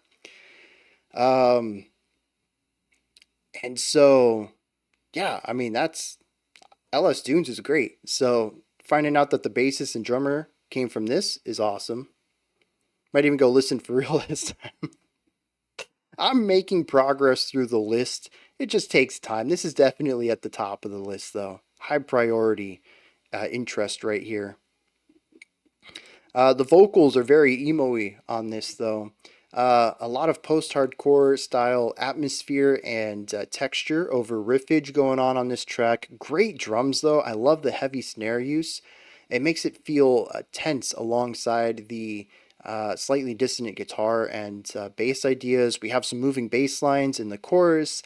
It's a bit catchy. I will say the vocals are not quite as present as I would like, but it does fit with the mood and atmosphere. So I'm curious if that is something that they just do as a whole, or if that was something they chose for this specific track. I might get a little bit tired about the vocal production over time, but generally speaking, I'm sold on this. I'm sold on the instruments, I'm sold on the atmosphere, I'm sold on the melodies and vocals. This is right up my alley. And you know what? It's another emo or post-hardcore band that came out of New Jersey, and I feel like I just need to find all the emo bands that came out of New Jersey in the last couple of decades, because they're all great. I don't think that area has ever let me down for this style of music. My Chemical Romance won't define themselves as emo. How would you define them? Whew. Not emo, that's for sure. Their third album is rock opera, although I'd say that there is probably a pop punk element to it. Their fourth one is pure alternative rock. Their first one I'd say is post-hardcore, and their second one is, I don't know, man. Maybe emo's a good one for that one, but to me they're emo in aesthetic, not in genre. Chemo. uh Gotta catch them all. Yeah, it's I'm kind of curious how Rate Your Music defines them. So across the board, we have pop punk, alternative rock, post-hardcore, emo pop, rock opera. Post-hardcore for their first one, so Rate Your Music agrees with me. Pop punk for their second one, with post-hardcore. I wouldn't call their second album post-hardcore. They do have emo pop for their second one. That I can agree with. Alternative rock, pop punk, rock opera for their third. Yep, 2 out of 3 there. And the fourth one they have listed as pop punk, alternative rock, pop rock. Okay, I called it straight alternative rock, but I can see where they bring some of those in. Yeah, they're not easy to define, I would say. Every album is very different. Their first 2 are probably the closest in sound, but they're a band who reinvented themselves every time they put an album out. So I wouldn't call them emo either. They definitely had the emo aesthetic. Their first 2 albums were about lost love, and they dressed all in black. Like, I can understand why people called them emo, but musically I wouldn't. Exactly. The image sells it. To this day, though, I kind of have a hard time placing emo as a sound. Midwest emo is really easy to place. Emo is more of a gut feeling, though. But it's usually, more often than not, some sort of pop punk with darker lyrics. So I don't know if musically emo even exists. Midwest emo is a specific vibe of indie rock, though. I can label that any day. All right. We're going to wrap this up with a bunch of stuff I don't know how to pronounce because I don't know how to read. Comes from Synips with no context. I'm going to check Discord one last time. I think this is going to be it for today then. Like prog or alt rock. Yeah. 100%. Although even to me, like, alt rock has a sound to it. It's probably not a good, like, I probably have a bad connection to it, just like post-punk. Post-punk is a lot of things, but I have a very specific sound for it. And I'm sure that the same thing is going on with alt rock, where it's a pretty big umbrella, but I have a very specific, a very narrow sound of it because a lot of bands did the same alternative rock sound. I will say, though, that prog rock, not progressive rock, is a very distinct sound, though. Anytime you try to emulate the big bands of the 70s, you're making prog rock. If you're trying to advance rock, now you're making progressive rock. And I know that that's a very dumb division there, but that's how it is in my mind. It was movements. Yeah, 100%. You know, what a genre represented, even, you know, as the genre was handed down from the future, right? Nobody actually said, hey, we're making post-punk when post-punk was coming out. It's something that's retroactively decided, but there's still multiple phases to it, different eras, and what do they call it? Waves. That's usually what they define it as. All right, let's dive into this. I have no context whatsoever on this. I don't even have a name of a song. Let's see what's going on.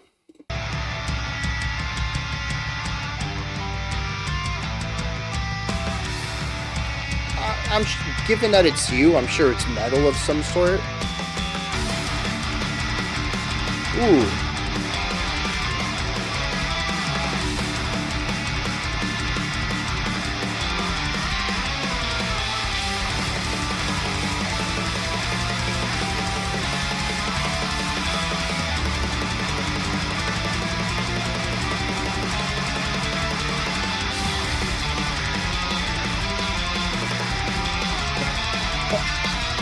Okay, so brand new music.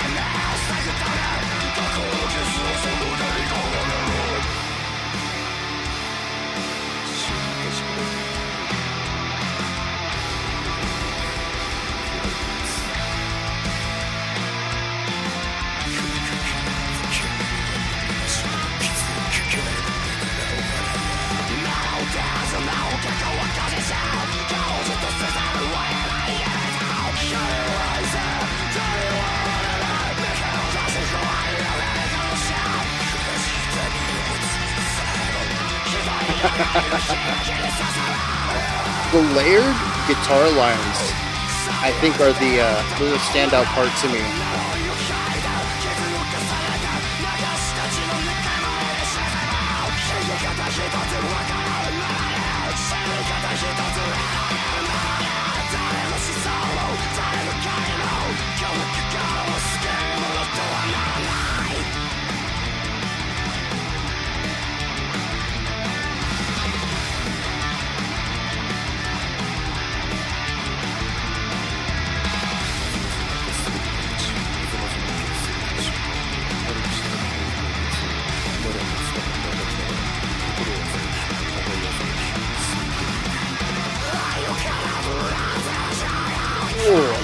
The way he slides into that.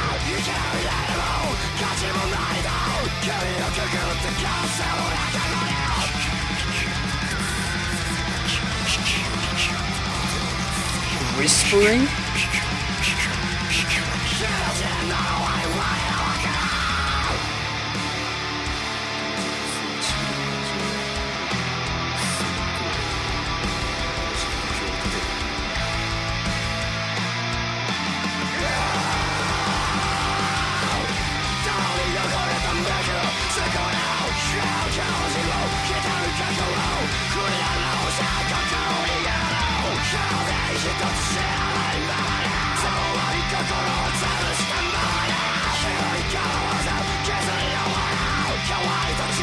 Yeah, I could get behind this.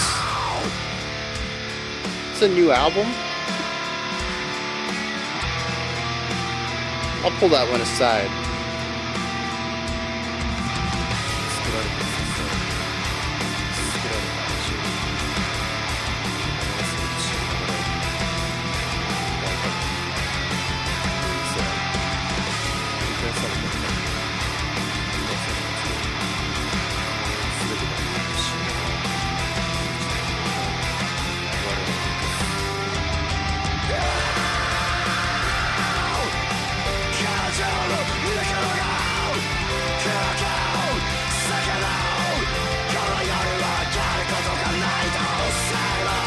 Okay. That is a straight up post-hardcore chord progression.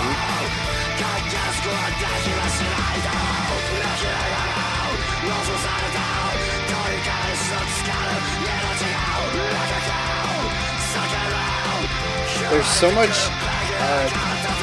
dark brightness. I know that doesn't make sense, but in the chord progression.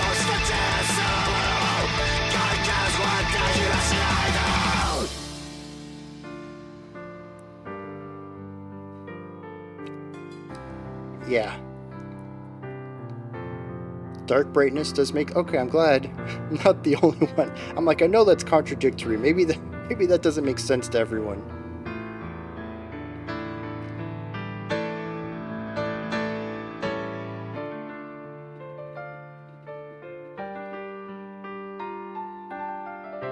Oh, dude, this is gorgeous.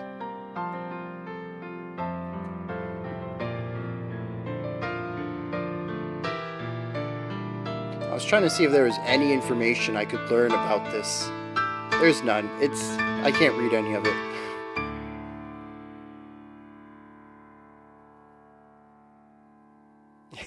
No idea what he sung, but I believe him.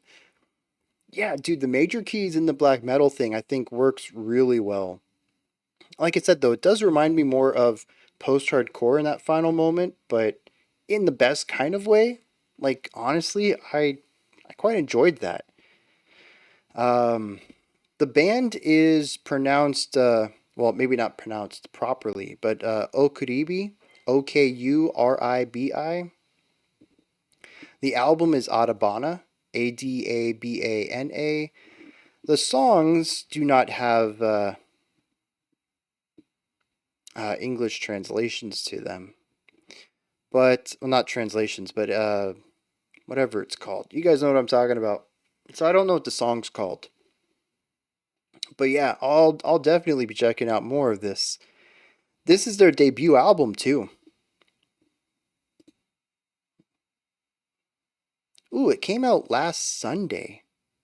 Who releases on a Sunday? That's bizarre.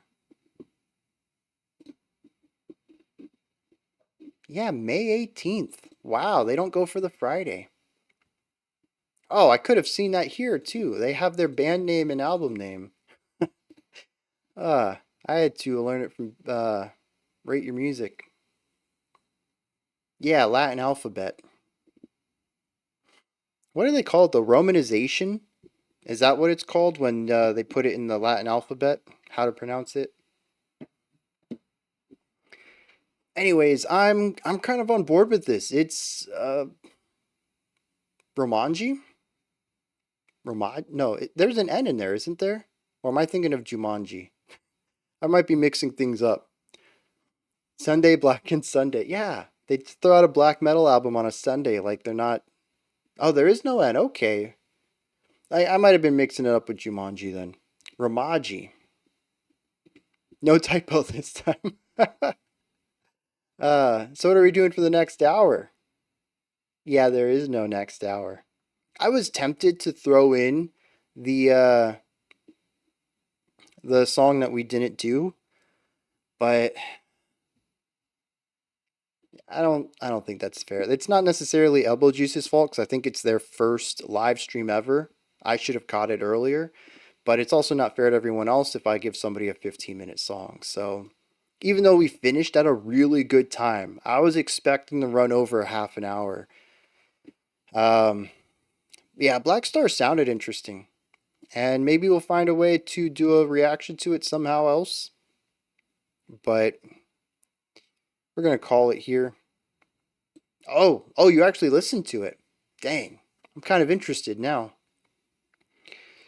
But in fairness, we won't. Like I said, I'll work with them. Maybe I'll give them 2 picks for next month since, like I mentioned, it wasn't their mistake. Or a double pick. I don't know. I'll figure it out. We could do half. Ugh. I thought about that too, but I don't know what half to pick. And then I thought that's not fair to the music either. Like, what if the first half isn't that interesting, but it builds into something? So I don't. There's no, I think, clean way to do it. There's pros and cons to everything. But yeah, we're just gonna call it here. And I gotta check out more of this group though. Black metal, a little bit of doom, some post-hardcore. Like Signup said, you just believe the vocalist. I don't know what he's saying, but he's got a lot of passion behind it. So I dig that. That's definitely a huge thing for me when it comes to aggressive metals is conviction in the vocals and an emotional connection. I don't get that with a lot of black metal or even death metal. So I'm glad to hear it here. And it does pull me in a bit more than I probably should let it, but it does carry a lot of weight for me. Yeah. Um, I'm going to be making an announcement this week, but I guess I'll put a little bit of it here before the big one. This is the last week of school. So my kid does summer break starting next week. And that's always a tough time for me, trying to juggle full-time parenting alongside all the stuff for YouTube. So I will probably be amending the schedule for the next 8 weeks. And then we'll come back to the full schedule on the first or second week of August, I think. So I don't know what the schedule is going to look like yet. We're still going to do 5 of the themed ones just because, y'all pay for that. I don't want to cut that down. But I might be doing less special selections. And I'm trying to figure out what to do with the albums, because that's always been a tough time for me. Setting aside 5-6 hour block to record while also trying to juggle breakfast and lunch and anything else my kid needs and stuff like that. So give her some albums to review. The streams are not affected. Sundays my kid's home anyways, so I'm used to that. Unless you're talking about the game streams, and I don't know yet. The thing is that last year I took the summer off of the game streams, and instead of coming back 2 months later, I came back 9 months later. I don't want to do that again. So, I don't know. I might find a way to try to work them in. The nice thing is that it doesn't demand full attention. I can just say, "Hey, I'll be right back," and then put up an intermission thing and do what I need. But I don't know. We might play that by ear. I might just do hour-long video game streams too. Just kind of keep a little progress going. Y'all can keep watching them, and it just won't be as intense on my schedule. So I don't know. It's things I'm going to be playing around with. See how the scheduling over the summer works. But things are going to get condensed down for a couple of months just for the summer. Soon to be able to mostly take care of herself. Dude, this year went by so fast, and to know that she's almost in high school, almost a teenager, just like, where'd the time go, man? Couple of years, she's gonna get a learner's permit. She can drive. What's going on there? Demon Child's black metal reactions? Never say never. I don't think she'd be interested today, but who knows? All right. So yeah, there's that little announcement. Content by day watching Teenage Demon by Night. 2005 was like 2 years ago, right? Yeah, 100%. We just came into the 2000s. Except for the horrible decisions that you make as a teen. It's so true. Geez. Thinking back on some of the dumb stuff I did. But yeah, that's the little like proto message. I'll probably be putting up a YouTube thing and a Patreon thing, and probably something on Mastodon too when I get the specifics. But I'll have them sometime this week because next week is summer. I got to figure it out by Sunday at the least. Look, dude, me too. There's definitely, I can see a branching path where I'm a very different person than I am today. Because I'm so different than I used to be. And there was a point where my path forked, and I took a path that I'm happy I did. But yeah, I'm right there with you. Things could have went real south based on who I used to be. Maybe she'll do dumb stuff like music as well. Nah, she's the other kind of starving artist. She draws. Geez, I do hope that she finds better work than I did. The whole music thing never really took me anywhere. I'm really lucky I landed here. Critic was not in my plan, but I don't dislike this at all. This is a fine gig to have. So, to get her art stolen by AI. Yep, I do worry about that too. I didn't do drugs, so what did I do? No, I was like an adrenaline junkie, man. I jumped off of moving cars. I dove into moving cars, skateboarding, roller skates. I did a lot of dumb stuff, man. Skip a week here and there for the Patreon polls. You'll fall behind on special selections. I might end up, I don't know. I thought about maybe doing like Brian picks for a week, just to ensure it's some lighter, easier music, stuff that I already know too, so I can kind of have some pre-planned direction to what I'm talking about. But I don't know, man. There's a chance that I just start rambling about something I really love too, and then there's still another 40 or 50 minute video. Brian was jackass. I did do parkour. I still do parkour to an extent. If there's a railing I will not walk around it. I'll do the one-handed toss the legs over it every time. I don't care how old I am. I'm going to do that until my hip gives out. Something about it just always feels right. It's not over till it's over. So yeah, like I said, kind of just figure out things week by week. Shading, could you imagine? I want to start lifting then. I mean, I don't have like a massive set, but I do have a couple of dumbbells that I work out with every day, every other day, give or take. Squats and probably a bunch of stuff I don't know the names of, but I do them. I've seen them. I watch YouTube videos to find exercises and stuff. Climb streetlights. Oh, geez, I didn't even think about that.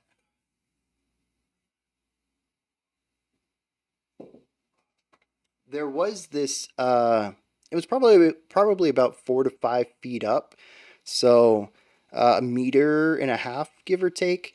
Um, and it was like this thick street light with these like rectangular perches, one on either side, up, down, left, and right. And I climbed on top of one of those once to impress a date. I felt like I was really big into Assassin's Creed at the time, and I was just like, yeah, I could climb that. I did it, kind of surprised myself, but I made it up there. So yeah, climbing streetlights, not at age 5 though. I was like 20-ish, give or take. Workout streams, shirtless workout, hot tub streams. Yeah, none of them. None of them. I'm way too self-conscious to do a workout stream. I feel like I look ridiculous, even though I can feel it working. I don't know if my form is perfect, but it works. But I still feel really self-conscious. Like, I don't want people watching me work out. Just me with the banana hammock in a hot tub. Jeez. What are y'all even talking about anymore? All right, we've rambled. This is the end of a stream. That feels like a good place to end this. I'll be the next Amaranth. That is why I joined Twitch. Eventually, I wanted to get to that sweet hot tub money. Jeez. There's got to be a good wordplay for something between critical and hot. Emo? No way.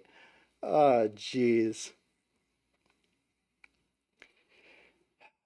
The teen prankster in me is like, yeah, I should probably do that one day. Even Emo Brian started out as a little bit of a comedic prank. It wasn't something I wanted to stick around, but it did.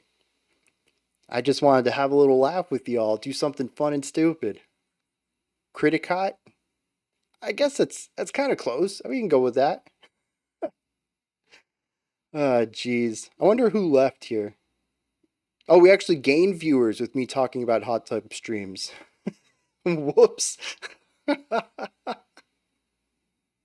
I really expected there only be like 6 people left. Brian said he was going, and now he's just rambling. I guess I'll just quit. No, people signed on. I didn't even have to do it. I just started talking about it. It's already working. Wow. All right. We're going to wrap this up, though. Thanks, y'all, for hanging out with me, listening to some great music, chilling out. Good conversation, as always. Keeping the spirits high and the laughs plentiful. Get ready for this week's theme. I don't remember what it is. The week after, we got something pretty intense, though. I don't remember what that. Oh, I think Apocalypse was winning for the week after. So, yeah, I think we got 2 strong weeks ahead of us. So get ready for that. And until next time, I'll catch you later.